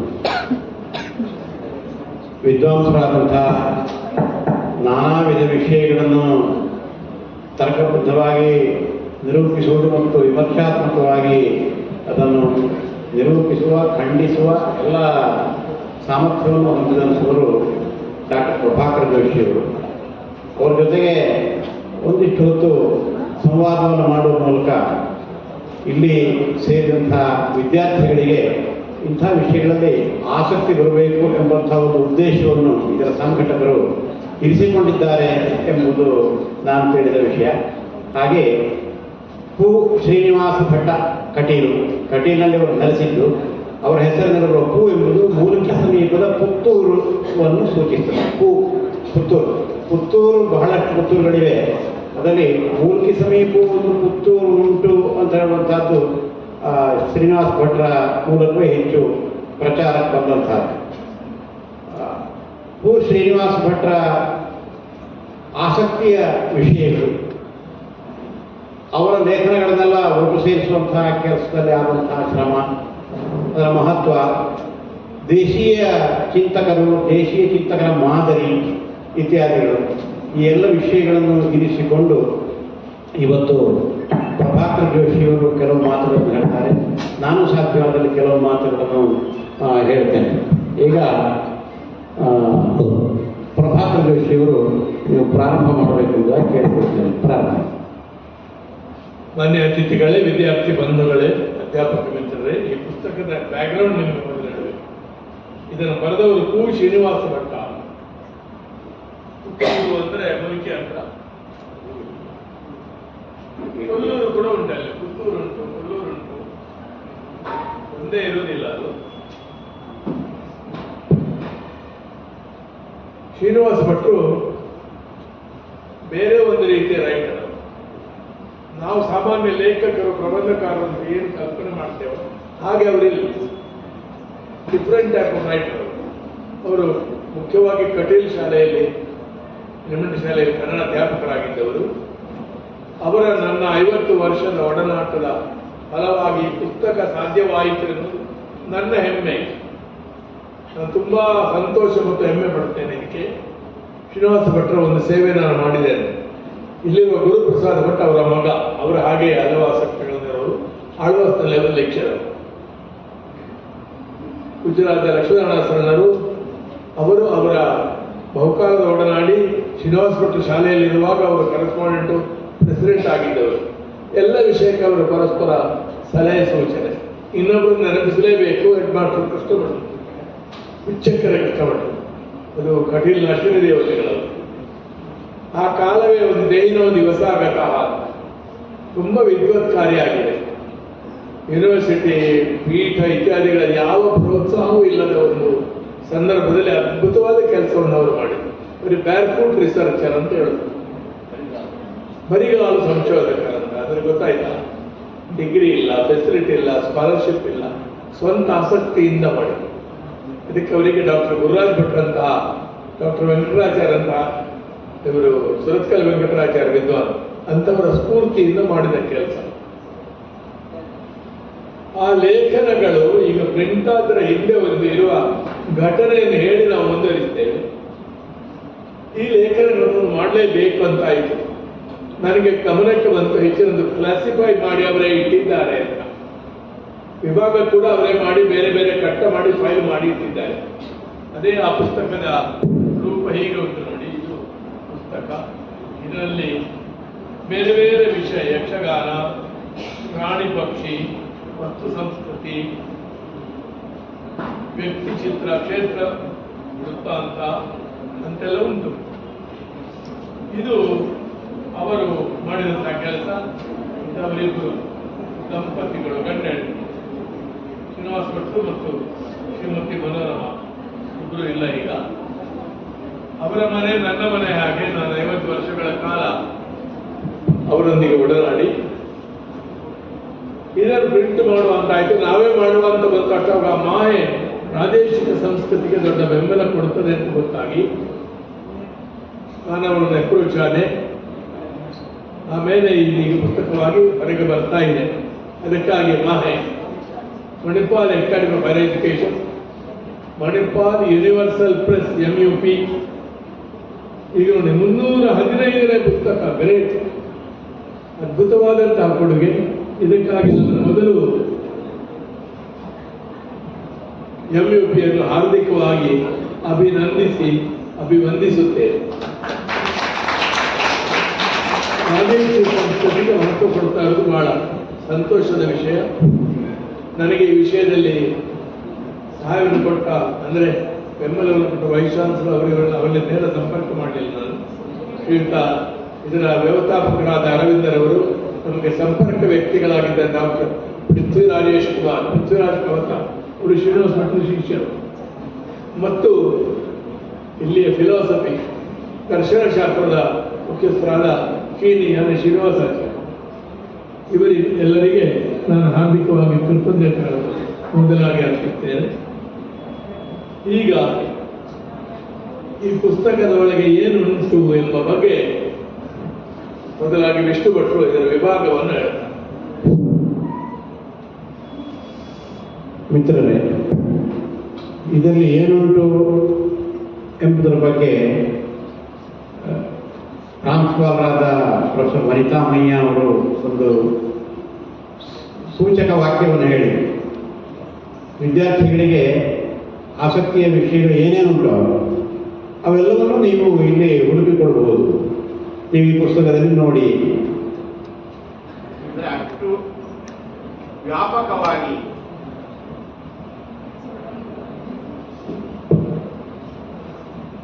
ಇಲ್ಲಿಯ ವಸ್ತುಗಳು ಇವೆ ಎಂಬುದು ಅದರ ಅರ್ಥ. ಒಬ್ಬ ಪ್ರಾಥಮಿಕ ಶಾಲಾಧ್ಯಾಪಕ ನಿಜವಾಗಿ ಆಸಕ್ತಿ ಇರುವಂಥ, ಇತರರ ಮನಸ್ಸಲ್ಲಿ ಆಸಕ್ತಿಯನ್ನು ಮೂಡಿಸಬಲ್ಲಂಥ ಶಕ್ತಿಯನ್ನು ಹೊಂದಿದ್ದಾರಾದರೆ ಅವರು ಹೇಗೆ ಬೆಳೆಯಬಹುದು, ಏನೆಲ್ಲ ಮಾಡಬಹುದು ಎಂಬುದಕ್ಕೆ ಶ್ರೀನಿವಾಸ ಭಟ್ರು ಬಹಳ ಪ್ರಶಸ್ತವಾದಂತಹ ಉದಾಹರಣೆ ಎಂಬುದರಲ್ಲಿ ಯಾವ ಸಂದೇಹವೂ ಇಲ್ಲ. ಸ್ವಂತ ಖರ್ಚು ಮಾಡಿ, ಅವರೇ ಮಾಡಿ, ಸಂಶೋಧನೆ ಮಾಡಿ, ತಿರುಗಾಡಿ ಮಾಡಿದವರು. ಈಗ ಸಂಶೋಧನೆ ಅಂದರೆ ಹೇಗೆ ಅಂದರೆ, ಯಾವುದೋ ಒಂದು ದೊಡ್ಡ ಸಂಸ್ಥೆ, ಆ ಸಂಸ್ಥೆಯಲ್ಲಿ ಒಂದು ವ್ಯವಸ್ಥಾಪಕ ವರ್ಗ ಇರ್ತದೆ, ಅದಕ್ಕೆ ಪ್ರತ್ಯೇಕವಾದಂತಹ ಒಂದು ಆರ್ಥಿಕ ಬಲ ಇರ್ತದೆ.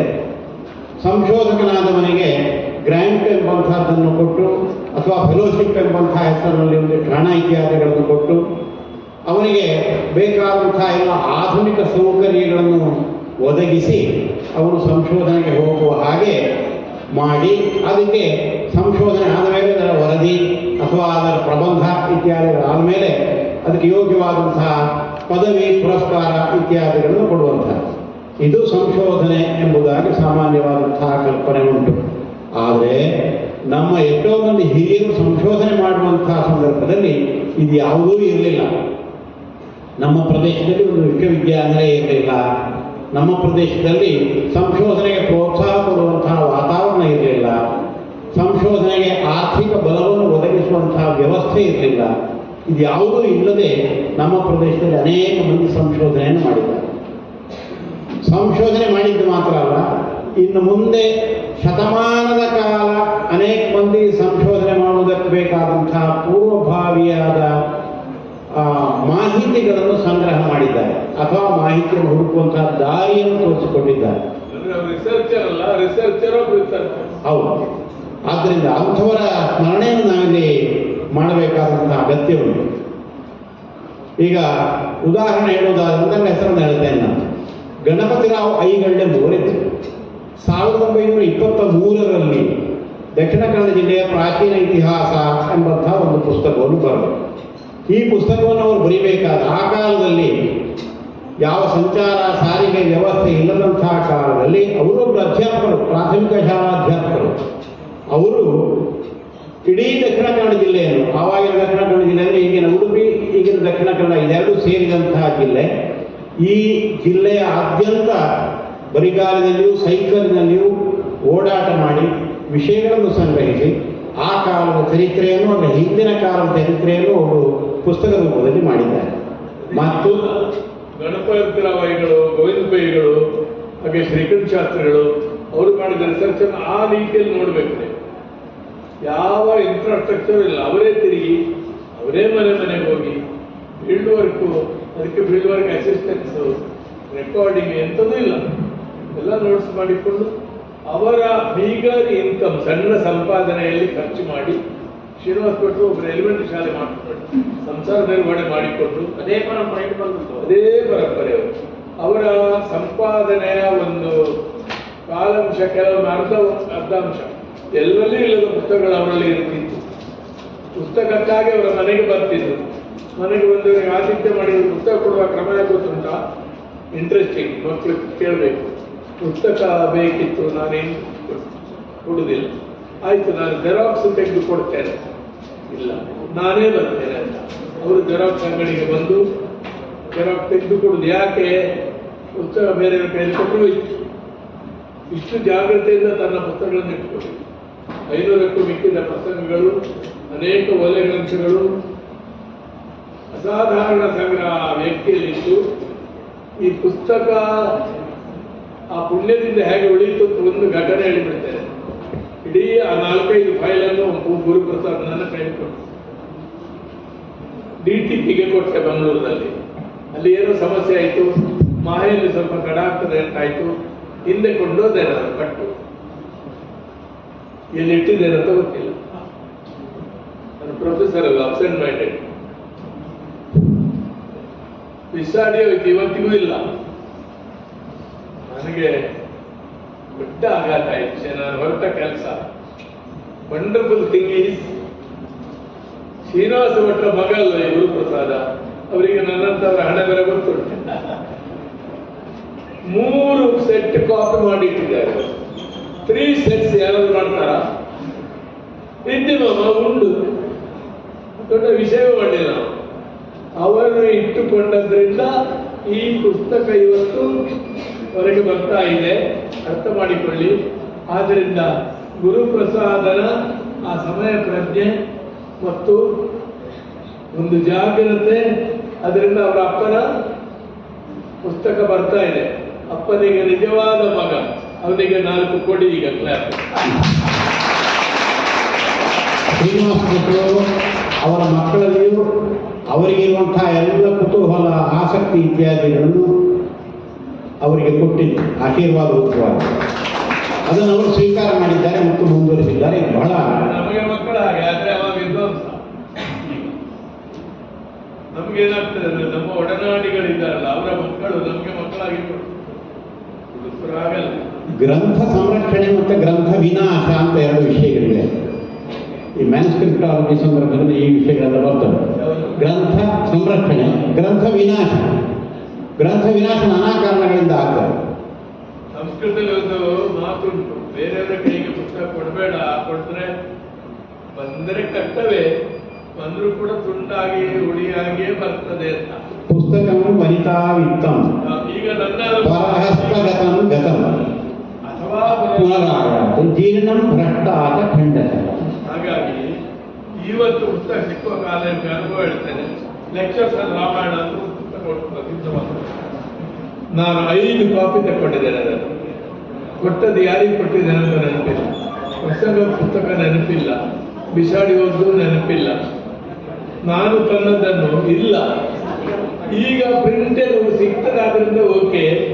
ಆದರೆ ಶ್ರೀನಿವಾಸ ಭಟ್ರು ಆ ಗ್ರಂಥಗಳ ಜಾಗೃತಿ ಮಾಡಿದ್ದು, ಅದನ್ನು ಇಟ್ಟುಕೊಂಡದ್ದು ಎಲ್ಲ ಐಡಿಯಾ. ಅವರ ಮನೆ, ಅವರ ಆತಿಥ್ಯ ವಂಡರ್ಫುಲ್. ಅವರು ಬೆಳಿಗ್ಗೆ ಹೇಳ್ತಿದ್ರು, ಮನೆಯಲ್ಲಿ ಮಲ್ಕೊಂಡ್ರೆ ಬೆಳಿಗ್ಗೆ ಹೋಗುವಾಗ ನನ್ನಲ್ಲಿ ಹೇಳ್ಬೇಡಿ, ಯಾಕೆ ನನ್ನನ್ನು ಎಬ್ಬಿಸಿ ನನ್ನ ನಿದ್ರೆ ಹಾಳು ಮಾಡಬೇಡಿ, ನಾನು ಹೋಗ್ತೇನೆ. ಎಂತ ನಾನು ಹೋಗ್ತೇನೆ, ನಿಲ್ಬೇಡ, ಹೋಗು. ಒಳ್ಳೆ ತಮಾಷೆ ಇತ್ತು ಅವರ ಮಾತು. ನೀವು ಪುನಃ ನನ್ನಲ್ಲಿ ಹೇಳ್ಬೇಡಿ. ವೆರಿ ಪ್ರಾಕ್ಟಿಕಲ್ ಮ್ಯಾನ್, ಸಿಸ್ಟಮ್ಯಾಟಿಕ್, ಭ್ರಮೆ ಇಲ್ಲ, ಪ್ರಸಿದ್ಧಿಯ ಹುಚ್ಚಿಲ್ಲ.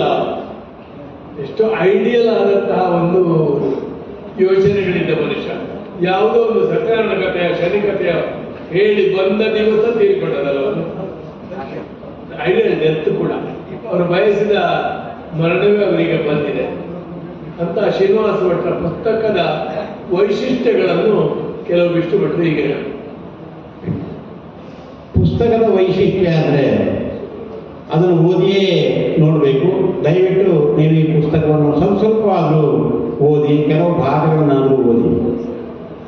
ಯಾವ ಪುಟ ತೆಗೆದರೂ ಅಲ್ಲಿ ಒಂದಾದ ಕುತೂಹಲದ ಅಂಶ ಇರ್ತದೆ. ಜಗತ್ತಿನಲ್ಲಿ ಕುತೂಹಲ ಮೂಡಿಸದ ಅಂಶಗಳೇ ಇಲ್ಲ ಶ್ರೀನಿವಾಸ ಭಟ್ರಿಗೆ. ಆ ರೀತಿಯಲ್ಲಿ ಭಾಷೆ, ಸಂಸ್ಕೃತಿ, ಜೀವನ ಮತ್ತು ಜನಪದ ಸಾಹಿತ್ಯ ಅಂತ ಹೇಳ್ತಾರೆ, ಅದು ಜನಪದ ಜೀವನ, ಇದೆಲ್ಲದರ ಬಗ್ಗೆ ಅವರು ಆಸಕ್ತಿ ವಹಿಸಿ ಬರವಣಿಗೆ ಮಾಡಿದ್ದಾರೆ. ನೋಡಿ, ಅವರ ಕೆಲವು ಹೆಡ್ಡಿಗೆ ಓದ್ತೇನೆ ನಾನು. ಇದು ಲೇಖನ ಬರೆಯಕ್ಕೆ ಸಾಧ್ಯವಾಗಲೇ ಕಲ್ಪನೆ ಇರುವುದಿಲ್ಲ ನಮಗೆ. ಅವರ ಬರವಣಿಗೆ ಉದ್ದಕ್ಕೆ ಬರ್ಕೊಂಡು ಹೋಗುದು. ಅವರು ರೆಫರೆನ್ಸು, ಅಡಿ ಟಿಪ್ಪಣಿ ಎಲ್ಲ ಉದ್ದಕ್ಕೆ ಒಂದು ದೇಶಿ ಪದ್ಧತಿ, ಹಳೆ ವಿದ್ವಾಂಸರು ಮಾತಾಡ್ತಾರಲ್ಲ ಹಾಗೆ. ನೋಡಿ, ನಾಡು ಮತ್ತು ಕಾಡು, ಕೋಣಗಳು, ಕೆಲವು ವಿಚಾರಗಳು. ಕೋಣದಲ್ಲಿ ಎಷ್ಟು ಜಾತಿ, ಅದರ ಕೊಂಬು ಹೇಗಿರ್ತದೆ, ಬರು ಬಿಟ್ಟರೆ ಹೇಗೆ, ಇದೆಲ್ಲ ಹಳ್ಳಿಯ ಜ್ಞಾನ. ಕೋಣಗಳ ವಿಷಯ ನಮ್ಮದು ಆಗಿರ್ಬೋದಲ್ವ. ಸಾಕು ಪ್ರಾಣಿಗಳ ಮೇಲೆ ನಂಬಿಕೆ ಇರ್ತದೆ, ಅದು ಅಡ್ಡ ಇರಬಾರ್ದು, ಇಂಥಲ್ಲಿ ಮಲ್ಕೊಳ್ಬಾರ್ದು. ಹೂಮಾಲೆಗಳು ಮತ್ತು ಹೂಗಳು, ಒಂದು ಲೇಖನ ಬರೀಬಹುದಾ? ನೀವು ಕಲ್ಪನೆ ಮಾಡಲಿಕ್ಕೆ ಸಾಧ್ಯ ಇಲ್ಲ. ಹಾವುಗಳ ಕುರಿತು ನಂಬಿಕೆ, ಜಾನಪದ ಪುರಾಣ ಉಂಟ. ಮುಳ್ಳುಗಳು, ಬೇಲಿಗಳು, ಮುಳ್ಳುಗಳು. ನೋಡಿ ಅವರ ಜ್ಞಾನ ಎಷ್ಟು ಸೂಕ್ಷ್ಮ ಅಂತ. ಕಿನ್ನಿಗೋಳಿ ಹತ್ರ 3 ಕಾವೇರಿ ಅಂತ ಒಂದು ನೀವು ನೋಡಿರ್ಬೋದು ಸ್ಥಳ. 3 ಕಾವೇರಿ, ಎಲ್ಲರೂ ಅದು ಕಾವೇರಿ ನೀರು ಅಥವಾ 3 ಕಬರು 3 ರಸ್ತೆ ಅಂತ ಗ್ರಹಿಸಿದ್ರು. ಶ್ರೀನಿವಾಸ ಭಟ್ರು ಶಾರ್ಪ್ ಇಯರ್, ಅವರ ಕಿವಿಯಲ್ಲಿ ಕೇಳಿದ್ದಾರೆ. ಮೂಜಿಕಾಯ 3 ಕಾಸರಕ್ಕಣ ಮರ ಇದ್ದದ್ರಿಂದ ಬಂದದ್ದು. ಸ್ಥಳನಾಮದ ಸಂಶೋಧನೆ. ಹಾಗೆ ನನಗೆ ಗುಡ್ಡಗಳು, ಜಂಜಿಲ್ ಮತ್ತು ಜಿಂಜಿಗಳು, ಚಾವಡಿಗಳು, ತಿಂಡಿಗಳು. ಯಕ್ಷಗಾನದ ಮೇಲೆ 50 ಲೇಖನ ಉಂಟು. ಪ್ರಸಂಗ ಸಾಹಿತ್ಯ, ವ್ಯಕ್ತಿಗಳು, ಹಾಗೆ ಕ್ಷೇತ್ರಗಳು, ಕಟೀಲ್ನ ಬಗ್ಗೆ. ಶ್ರೀಯುತ ಲಕ್ಷ್ಮಣಾಸನ ತಂದೆಯವರು, ಪೂಜ್ಯ ಅಸ್ಕಂಡರು, ಅವರು ಮಾತನಾಡುವ ದೇವಿ ಎಂಬುದನ್ನು ಇಲ್ಲಿ ಹೇಳಿದ್ದಾರೆ. ಅವರು ಬಹಳ ಗೌರವಕ್ಕೆ ಪಾತ್ರರಾದರು. ಅವರು ಶ್ರೀನಿವಾಸ ಭಟ್ರಿಗೆ ಆಪ್ತರಾಗಿದ್ದರು. ಹೀಗೆ ಅವರು ಡಿಫರೆಂಟ್. ಇಷ್ಟು ಮಾತ್ರ ಅಲ್ಲ, ಸಾಮಾನ್ಯ ಕಟ್ಟಗಳು, ತೋಡಿಗೆ ಹಾಕುವಂತಹ ಕಟ್ಟಗಳ ಬಗ್ಗೆ ಒಂದು ಲೇಖನ ಇದೆ. ಅದು ಬಿಡಿ, ಕೊಡೆಗಳ ಬಗ್ಗೆ ಲೇಖನ. ಆ ಕೊಡೆಗಳ ಲೇಖನದಲ್ಲಿ ನೀವು ಈಗ ನೋಡಿದ ದೇವಸ್ಥಾನಗಳಲ್ಲಿ ನೋಡಿ ಸಿಗುವಂತಹ ಮನೆ ಹತ್ರ ಉಂಟು, ಈಗ ನೋಡ್ಲಿಕ್ಕೆ ಆಗ್ತದೆ. ಆದರೆ ನೀವು ನೋಡದಂಥ, ವಿದ್ಯಾರ್ಥಿಗಳು ನೋಡದಂಥ ಎಷ್ಟೋ ರೀತಿಯ ಗೊರಬೆಗಳು ಇತ್ಯಾದಿಗಳು ಅಂಥವುಗಳ ಬಗ್ಗೆ ಲೇಖನ ಮಾಡಿದ್ದಾರೆ. ಮತ್ತೆ ಒಂದು ಲೇಖನ, ಒಂದು ವಿಷಯ ಬಂದಾಗ ಅದಕ್ಕೆ ಸಂಬಂಧಪಟ್ಟದ್ದೆಲ್ಲ ಅವರಿಗೆ ನೆನಪಾಗ್ತಾ ಹೋಗ್ತದೆ. ಮುಂಡಾಸಿನ ಬಗ್ಗೆ ಬರೆಯುವಾಗ ಮುಂಡಿ ಗಡ್ಡೆಯೂ ಬರ್ತದೆ, ಚಾಮುಂಡಿ ಬರ್ತದೆ. ಚಾಮುಂಡಿ ಎಂಬ ಒಂದು ದೈವ ಉಂಟು, ಅದು ಬರ್ತದೆ. ಹಾಗೆ ಉಚ್ಚಾರಣೆಗೆ ಸಮೀಪ ಇರುವಂತಹ ವಸ್ತುಗಳೆಲ್ಲ ಒಟ್ಟೊಟ್ಟಿಗೆ ಬರ್ತದೆ. ಒಂದು ಕುತೂಹಲಕರವಾದಂತಹ ವಿಷಯ, ನಮ್ಗೆ ಗೊತ್ತಿರದಂತಹ ಒಂದು ವಿಷಯವನ್ನು ಹೇಳ್ತೇನೆ. ಅದು ಈ ಪುಸ್ತಕದಲ್ಲಿ 700 ಪುಟ, ಸುಮಾರು 650 ಪುಟ ಅವರ ಲೇಖನಗಳು. ಇದು ಸಮಗ್ರ ಅಲ್ಲ. ಇಂಥದ್ದು ಜಾನಪದ ಶತಪಥ ಅಂತ ಒಂದು ಬರೆದಾರೆ, ಭಾರಿ ಚಂದದ ಇದೆ. ಯಕ್ಷಗಾನ ಕಲಾವಿದರು, ಯುಗಪುರುಷ ಪ್ರಕಟಣ, 2 ವಾಲ್ಯೂಮು. ಯಕ್ಷಗಾನ ಕಲಾವಿದರ ಮೇಲೆ ಮಕ್ಕಳ ನೆನಪಿಟ್ಟುಕೊಳ್ಳಿ, ಕಲೆಕ್ಷನ್ ಆಗಿ ಪರಿಚಯ ಪುಸ್ತಕ ಫಸ್ಟ್ ಬರೆದವರು ಶ್ರೀನಿವಾಸ. ಪ್ರತಿ ಲೇಖನ ಮುಗಿಯುವುದು ಹೇಗೆ? ಈ ಕಲಾವಿದನಿಗೆ ಕಟೀಲು ಭ್ರಮರಾಂಬೆ ಭಾಗ್ಯವನ್ನು ಒದಗಿಸಲಿ. ಅದು ಪ್ರತಿ ಲೇಖನದಲ್ಲಿ ಬೇಕು ಅಂತ ಕೇಳಿದೆ ನಾನು. ಪುಸ್ತಕ ಮಾಡುವಾಗ ಗೋತ್ರ ಅಂತ ಒಂದಿ ಪಾಪ ಇದೀಗ ಪ್ರತಿಯೊಂದು ಇಟ್ಕೊಂಡು ಪ್ರತಿಯೊಬ್ಬರಿಗೂ ದೇವಿ ಅನುಗ್ರಹಿಸಬೇಕು. ಈಗ ನಾನು ಅದು ಒಂದು ಗ್ರೇಟ್ನೆಸ್ ಅವರದ್ದು. ಈ ಪುಸ್ತಕದ್ದು ಇನ್ನೊಂದು ಯೋಚನೆ ಮಾಡಿದ್ದೇವೆ ನಾವು. ಮಾಹೆಯವರು ಪ್ರಕಟ ಮಾಡಿದ ಇಡೀ ಪುಸ್ತಕದ ಭಾಗ ಅವರ ಜೀವನದ ವಿಷಯ ಮಾತ್ರ. ಅವರು ಈ ಪುಸ್ತಕದ ವಾಲ್ಯೂಮ್ನ ಕಂಟೆಂಟ್ಸ್ ಅನ್ನು ಮಾತ್ರ ಸೇರಿಸಿ 12 ಲೇಖನ. ಮುಂದೆ ಯುಗಪುರುಷ ಪ್ರಕಟಣಾಲಯ ಮೋಹನಾಭಿರಾಮ ಹುಡುಗರು ಒಪ್ಪಿದ್ದಾರೆ. ಅವರು ಅದನ್ನು ಪ್ರಕಟಿಸಲಿಕ್ಕಿದ್ದಾರೆ. ಆ ದಿವಸ ಈ ಪುಸ್ತಕ ಮರುಲೋಕಾರ್ಪಣೆ ಆಗ್ತದೆ. ಈ ಪುಸ್ತಕದ ಮೇಲೆ ಒಂದು ಡಿಸ್ಕಷನ್ ಕೂಡ ಮಾಡ್ತೇವೆ. ಒಂದು ಕುತೂಹಲಕ್ಕೆ ಬೇಕಾಗಿ ಒಂದು ವಿಷಯವನ್ನು ಹೇಳಲಿಕ್ಕೆ ನಾನು ಪ್ರಾರಂಭ ಮಾಡಿದೆ. ಅದು ಕಟ್ಟಡಗಳು ಅಂತ ಹೇಳುವಂತಹ ಲೇಖನದಲ್ಲಿ ಉಂಟು. ಕಟ್ಟಡಗಳು, ಬೇರೆ ಬೇರೆ ರೀತಿಯ ಕಟ್ಟಡಗಳು. ಆ ಕಟ್ಟಡಗಳು, ಕಟ್ಟುವ ಕ್ರಮ, ಕಟ್ಟಿದ ಮೇಲೆ ನಡೆಯುವಂತಹ ಕೆಲವು ಜನಪದ ಆಚರಣೆಗಳು ಇತ್ಯಾದಿಗಳನ್ನು ಕೂಡ ಅವರು ಅದನ್ನು ನಿರೂಪಣೆ ಮಾಡಿದ್ದಾರೆ. ಒಂದು ವಿಷಯ, ಅದು ತುಳುನಾಡಿನ ವಿಷಯವೇ ಆದರೂ ಕೂಡ ತುಳುನಾಡಿನ ಬಹಳಷ್ಟು ಸ್ಥಳದಲ್ಲಿ ಅದು ನೋಡಲಿಕ್ಕೂ ಸಾಧ್ಯ ಇಲ್ಲ, ಕೇಳಲಿಕ್ಕೂ ಸಾಧ್ಯ ಇಲ್ಲ. ಒಂದು ರೀತಿಯ ಕಟ್ಟ. ಅದು ಹೇಗೆ?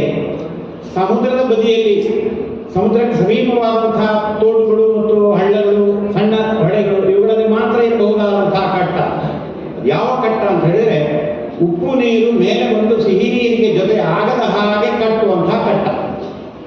ಇದು ಬೇಸಾಯಕ್ಕಾಗಿ ನಡೆಯುವಂತಹ ಕಟ್ಟ ಅಲ್ಲ. ಸಮುದ್ರದ ನೀರು ಅದು ಹಿಂದೆ ಬಂದು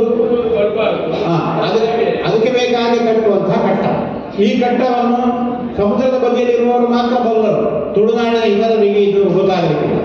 ಆ ಕಟ್ಟದ ವಿಷಯವನ್ನು ಹೇಳುತ್ತಾ ಅವರೊಂದು ಇನ್ನೊಂದು ಅಮೂಲ್ಯ ಮಾಹಿತಿ ಹೇಳಿದ್ದಾರೆ. ಅದೇನೆಂದರೆ, ಈ ಸಿಹಿ ನೀರು ಬಂದು ಕಟ್ಟದಲ್ಲಿ ತುಂಬುತ್ತದೆ.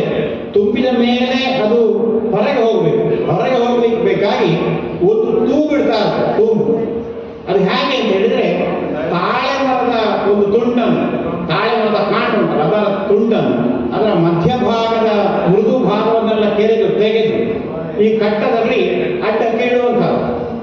ಆವಾಗ ಸಿಹಿ ನೀರು ತುಂಬಿದಂತಹದ್ದು ದೊರಗೆ ಹೋಗ್ತದೆ, ಕೆಳಗೆ ಹೋಗ್ತದೆ. ಕೆಳಗೆ ಉಪ್ಪು ನೀರು ಇರ್ತದೆ. ಬರತ ಬಂದಾಗ, ಸಮುದ್ರದಲ್ಲಿ ಉಬ್ಬರ ಬಂದಾಗ, ನೀರು ಎತ್ತರಕ್ಕೆ ಬಂದಾಗ ಕೆಲವು ಬಾರಿ ಈ ಕಟ್ಟದ ಒಳಗೆ ಬರ್ತದೆ ನೀರು. ಯಾಕಂದ್ರೆ ಕಟ್ಟಕ್ಕಿಂತ ಎತ್ತರಕ್ಕೆ ಬಂದು ನೀರು, ಸಮುದ್ರದ ನೀರು ಇದರೊಳಗೆ ಬರ್ತದೆ. ಆವಾಗ ಸಿಹಿ ನೀರು ಉಪ್ಪು ನೀರಿನಲ್ಲಿ ಮಿಶ್ರ ಆಗಿ ಕೃಷಿಗೆಲ್ಲ ತೊಂದರೆ ಆಗ್ತದೆ. ಅದಕ್ಕೆ ಬೇಕಾಗಿ ಈ ಹೆಚ್ಚಾದಂತಹ ಸಿಹಿ ನೀರು ಉಪ್ಪು ನೀರಿಗೆ ಹೋಗುವ ಹಾಗೆ ಒಂದು ತೂಬು ಬಂದಿಟ್ಟು, ಆ ತೂಬಿನಲ್ಲಿ ಬರತ ಬಂದಾಗ ನೀರು ಒಳಗೆ ಬಾರದ ಹಾಗೆ ಬೈ ಹುಲ್ಲನ್ನು ತಂದು ತುಂಬಿಸುವಂಥದ್ದು. ಬೈ ಹುಲ್ಲನ್ನು ತುಂಬಿಸಿ ಅದನ್ನು ಮುಚ್ಚುವಂಥದ್ದು. ಕೆಲವು ಬಾರಿ ಅನಿರೀಕ್ಷಿತವಾಗಿ ಇಂಥ ಸಂದರ್ಭದಲ್ಲಿ ಬರತ ಬರ್ತದೆ ಎಂಬುದು ಸಮುದ್ರದ ಬದಿಯಲ್ಲಿ ಇರುವವರಿಗೆ ಗೊತ್ತಿರ್ತದೆ. ಆದರೆ ಕೆಲವು ಬಾರಿ ಅನಿರೀಕ್ಷಿತವಾಗಿ ಬರುವಂತಹದ್ದು. ಅಂಥ ಸಂದರ್ಭದಲ್ಲಿ ಊರವರೆಲ್ಲ ಸೇರಿ ಈ ತೂಂಬಿಗೆ ಬೈಹುಲ್ಲನ್ನು ತುಂಬಿಸುವಂತಹ ಒಂದು ಕ್ರಮ ಇರ್ತದೆ. ಆವಾಗ ಆ ಸಮೀಪದ ಮನೆಯವರು, ಅವರು ಇದನ್ನೆಲ್ಲ ನೋಡಿಕೊಳ್ಳುವಂತಹ ಸಮೀಪದ ಮನೆಗಳು, ಆ ಸಮೀಪದ ಮನೆಯವರು ಸಮುದ್ರದ ಉಪ್ಪು ನೀರು ಮೇಲೆ ಬಂದಾಗ ಕಡುವೆ ಬತ್ತೆ ಅಂತ ಬೊಬ್ಬೆ ಹಾಕ್ತಾರೆ. ಹಳ್ಳ ಬಂದ ಅಂತ ಹೇಳುವಂತ. ಹೀಗೆ ಬೊಬ್ಬೆ ಹಾಕಿದಾಗ ಎಲ್ಲರೂ ಯುವಕರು ಓಡಿಕೊಂಡು ಬಂದು ಬೈಹುಲ್ಲು ತಂದು ಈ ತೂಂಬಿಗೆ ತುಂಬಿಸಿ ನೀರು ಒಳಗೆ ಬಾರದ ಹಾಗೆ ತಡೆ. ಇಂಥ ಒಂದು ಪದ್ಧತಿ ಇತ್ತು ಅಂತ ಹೇಳೋದನ್ನು ಶ್ರೀನಿವಾಸ ಭಟ್ರು ಬಂದಿದ್ದಾರೆ. ತುಂಬಾ ವಿಷಯಗಳು ಹಳ್ಳಿಗಳು ನಮಗೆ ಇವತ್ತು ಗೊತ್ತಿಲ್ಲದು. Disappearing usages, oaken cultural details, lot of them are there. ಗಂಟೆ 1:30 ಆಯಿತು. ಸ್ಟೂಡೆಂಟ್ಸ್ ಹೋಗಿ ಬರ್ಬೇಕಾದ್ರೆ ಗೊತ್ತಿಲ್ಲ ನನಗೆ.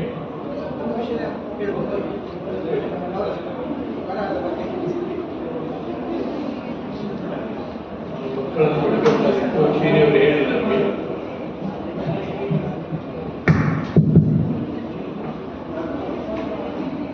ಎಲ್ರಿಗೂ ನಮಸ್ಕಾರ. ಮಾನ್ಯ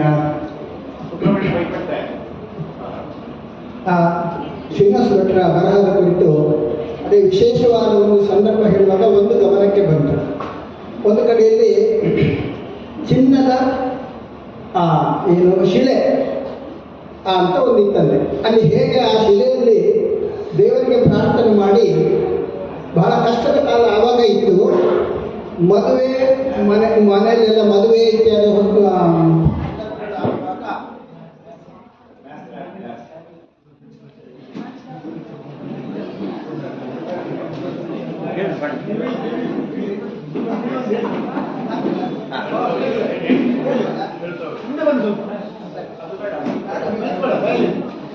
ಬಂಗಾರದ ಬಂಡೆ ಅಂತ ಇರ್ತದೆ. ಬಂಗಾರದ ಬಂಡೆ. ಹಾಗಾದ್ರೆ ಏನು ಬಂಗಾರದ ಬಂಡೆ? ಒಂದು ಬಂಡೆಯಲ್ಲಿ ಒಂದು ಮಹಾತ್ಮೆ. ಹೇಗೆ ಮಹಾತ್ಮೆ? ಬಡತನದ ಕಾಲ, ಆ ಬಡವರ ಮನೆಯಲ್ಲಿ ಮದುವೆ ಆಗುವಾಗ ಹಾಕೊಳ್ಳಿಕ್ಕೆ ಚಿನ್ನ ಬೇಕಲ್ಲ, ಚಿನ್ನ ಖರೀದಿ ಮಾಡಲಿಕ್ಕೆ ಸಂಪಾದನೆ ಇಲ್ಲಿ ಇಲ್ಲ. ಹೋಗಿ ಆ ಬಂಡೆಯಲ್ಲಿ ಕೈ ಮುಗಿದು ಅಲ್ಲೊಂದು ಏನೋ ಒಂದು ಆಕೃತಿ ಇತ್ತಂತೆ, ಕೈ ಮುಗಿದು ಪ್ರಾರ್ಥನೆ ಮಾಡೋದು. ಆ ಸ್ವಾಮಿ ದೇವರಿಗೆ ಯಾರೋ ಅವರ ಇಷ್ಟ ದೇವರನ್ನು ಪ್ರಾರ್ಥನೆ ಮಾಡಿ, ನಮ್ಮ ಮನೆಯಲ್ಲಿ ನಾಳೆ ಮದುವೆ ಉಂಟು, ನಮಗೆ ಹಾಕೊಳ್ಳಿಕ್ಕೆ ಬೇಕಾದಂಥ ಚಿನ್ನಗಳೆಲ್ಲ ಬೇಕು ಅಂತ. ಅವರು ಪ್ರಾರ್ಥನೆ ಮಾಡಿದ ತಕ್ಷಣ ಮಾರನೇ ದಿವಸ ಅಲ್ಲಿ ಚಿನ್ನ ಇತ್ತಂತೆ. ಆ ಚಿನ್ನವನ್ನು ತಗೊಂಡು ಮದುವೆ ದಿವಸ ಅದನ್ನು ಹಾಕೊಂಡು ಸಂಭ್ರಮ ಪಟ್ಟು ಮಾರನೇ ದಿವಸ ಅಲ್ಲಿ ಇಡಬೇಕು. ಮತ್ತೆ ಮತ್ತೊಬ್ಬರು ಬಂದು ಅದನ್ನು ಮತ್ತೆ ಯಾರಾದರೂ ಬಂದು ಆ ಊರಲ್ಲಿ ಮದುವೆಯ ಸಂದರ್ಭದಲ್ಲಿ ಆ ಚಿನ್ನವನ್ನು ಹಾಗೆ ಪ್ರಾರ್ಥನೆ ಮಾಡಿ ಅದೇ ಚಿನ್ನವನ್ನು ಹಾಕೊಳ್ಳೋದು, ಅಲ್ಲಿ ಇಡುದು. ಇದಿಷ್ಟು ಸಂಪ್ರದಾಯ, ಬಂಗಾರದ ಬಂಡೆ.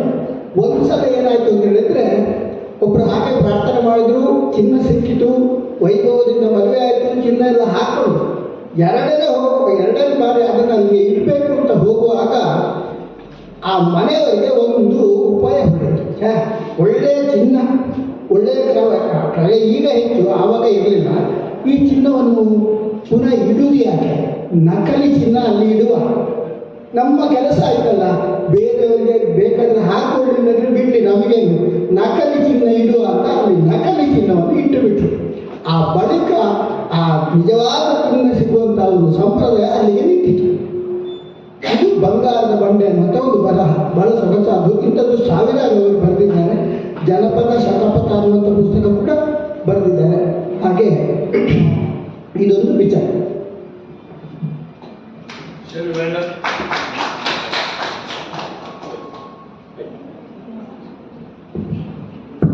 ಇಂಟ್ರಾಕ್ಷನ್ ಇಲ್ಲ, ಸ್ವಲ್ಪ ಇದರಲ್ಲಿ ಇಂಟ್ರಾಕ್ಷನ್ ಮಾಡಬೇಕಾದ್ರೆ ವಿದ್ಯಾರ್ಥಿಗಳು ಪ್ರೌಢವಾಗಿರ್ಬೇಕಾಗ್ತದೆ. ಭಾಗವಹಿಸಿದ ಎಲ್ಲ ಅತಿಥಿಗಳಿಗೆ ವೈಯಕ್ತಿಕವಾಗಿ ನಾನು ಸಂಪಾದಕನಾಗಿ, ಮುದ್ರಕರು ಮಂಗಳೂರಿನ ನನಗೆ ವಿಶೇಷವಾಗಿ ಸುಂದರವಾದ DTP ಮಾಡಿಕೊಟ್ಟ ಕಲ್ಲೂರು ನಾಗೇಶ್ ಆಕೃತಿ ಮುದ್ರಣ, ಹಾಗೆ ಮಾಹೆಯ ಯೂನಿವರ್ಸಲ್ ಪ್ರೆಸ್ ಅಲ್ಲಿ ಎಲ್ಲ ಅಧಿಕಾರಿಗಳು, ವಿಶೇಷವಾಗಿ ಶ್ರೀನಿವಾಸಾಚಾರ್ಯರು, ಅರವಿಂದರು, ಹಾಗೆ ಇವತ್ತು ಆಗಮಿಸಿ ಇದನ್ನು ಅಷ್ಟು ಚೆನ್ನಮ್ಮ ಕಾಣಿಸಿಕೊಟ್ಟ ಅದರಿಂದ ಅಸರಣ್ಣರು, ವಿದ್ವಾಂಸರು ಆದ ಡಾಕ್ಟರ್ ಪಾದೇಕಲ್ ಬೆಚ್ಚಿಕೊಟ್ಟರು. ಇವರು ಶ್ರೀರಂಗದಲ್ಲಿ ಪ್ರಿನ್ಸಿಪಲ್ ಆಗಿದ್ದವರು. ಕನ್ನಡದಲ್ಲಿ ಇವತ್ತು ಗ್ರಂಥ ಸಂಪಾದನೆ ಮತ್ತು ಹಳೆಗನ್ನಡದಲ್ಲಿ ಅಗ್ರ ಪಂಕ್ತಿಯ 5 ವಿದ್ವಾಂಸರಲ್ಲಿ ಖಂಡಿತವಾಗಿಯೂ ಯಾರಿಗೂ ಬೇಡವಾಗಿ ಹೋಗಿದೆ ಈಗ ಛಂದಸ್ಸು, ವ್ಯಾಕರಣ ಎಲ್ಲ ಹಳೆ ವಿದ್ಯೆಗಳು. ಅದರ ಒಂದು ಹುಚ್ಚನ್ನಿಟ್ಟುಕೊಂಡ, ಹುಚ್ಚಿನಿಂದಲೇ ಎಲ್ಲ ಆಗೋದು. ಶ್ರೀನಿವಾಸ ಭಟ್ಟರು ಕೂಡ ಒಂದು ತರ ಹುಚ್ಚು ಪ್ಯಾಷನ್, ಹುಚ್ಚರೇ.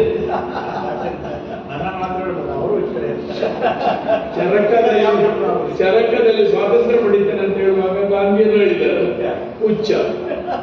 ಆದ್ರಿಂದ ಇಂಥ ಹುಚ್ಚುಗಳನ್ನು ಕಟ್ಟಿಕೊಂಡವರೇ ಸರಿಯಾದ. ಹಾಗೆ ನಾನು ಯಕ್ಷಗಾನದ ಹುಚ್ಚ, ಶ್ರೀನಿವಾಸ ಭಟ್ರು ಹಲವು ವಿಷಯಗಳ ಹುಚ್ಚರ. ಈ ಹುಚ್ಚರಂದ್ರೆ ಕೂಟ ಇದು, ಅದರಿಂದ ಇದು ನಡೆಯುತ್ತದೆ. ಅದಕ್ಕೆ ನಿಮ್ಮನ್ನು ಬಲಾತ್ಕಾರವಾಗಿ ಕುತ್ಕೊಳ್ತಿದ್ದೇವೆ. ಅದಲ್ಲ, ಇಲ್ಲ ಅವರಿಗೂ ಇನ್ನು ಹುಚ್ಚು ಹಿಡಿಬೇಕು, ಅದು ಉದ್ದೇಶ. ಅದಕ್ಕಾಗಿ ಸಂಬಂಧಪಟ್ಟ ಎಲ್ಲರಿಗೆ, ಡಾಕ್ಟರ್ ಜಗದೀಶ್ ಅವರಿಗೆ, MGM ಕಾಲೇಜಿಗೆ ಪ್ರಿನ್ಸಿಪಲ್ ವನಿತಾಮಯ್ಯ ಅವರಿಗೆ, ಸಂಬಂಧಪಟ್ಟ ಎಲ್ಲರಿಗೆ ನಾನು ಸಂಪಾದಕರಾಗಿ ನಾನು ವಂದನೆಗಳನ್ನು.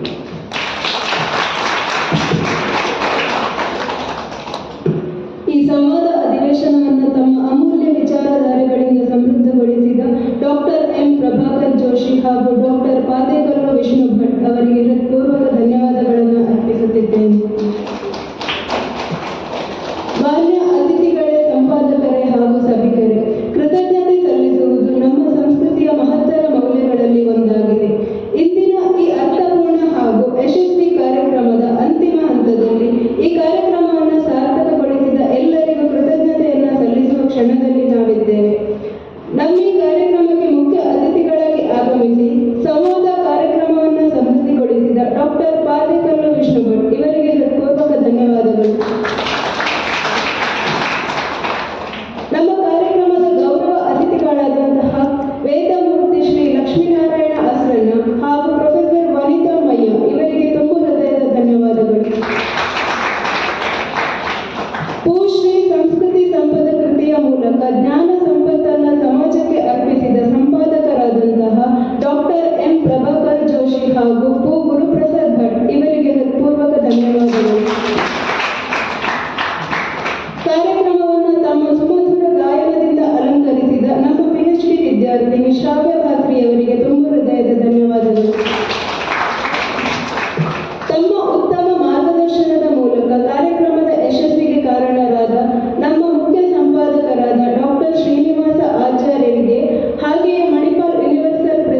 ತಂಡದ mister Aravind N, miss Anita Dauriya, miss Suruchi D'Souza, Umesh N ಮತ್ತು ಮಹೇಶ್ ಇವರೆಲ್ಲರಿಗೂ ತುಂಬ ಹೃದಯದ ಧನ್ಯವಾದಗಳನ್ನು ಅರ್ಪಿಸುತ್ತಿದ್ದೇನೆ.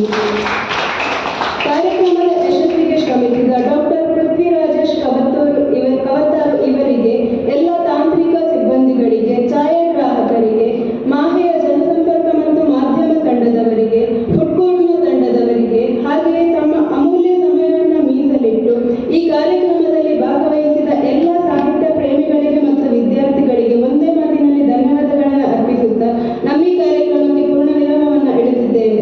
Thank you.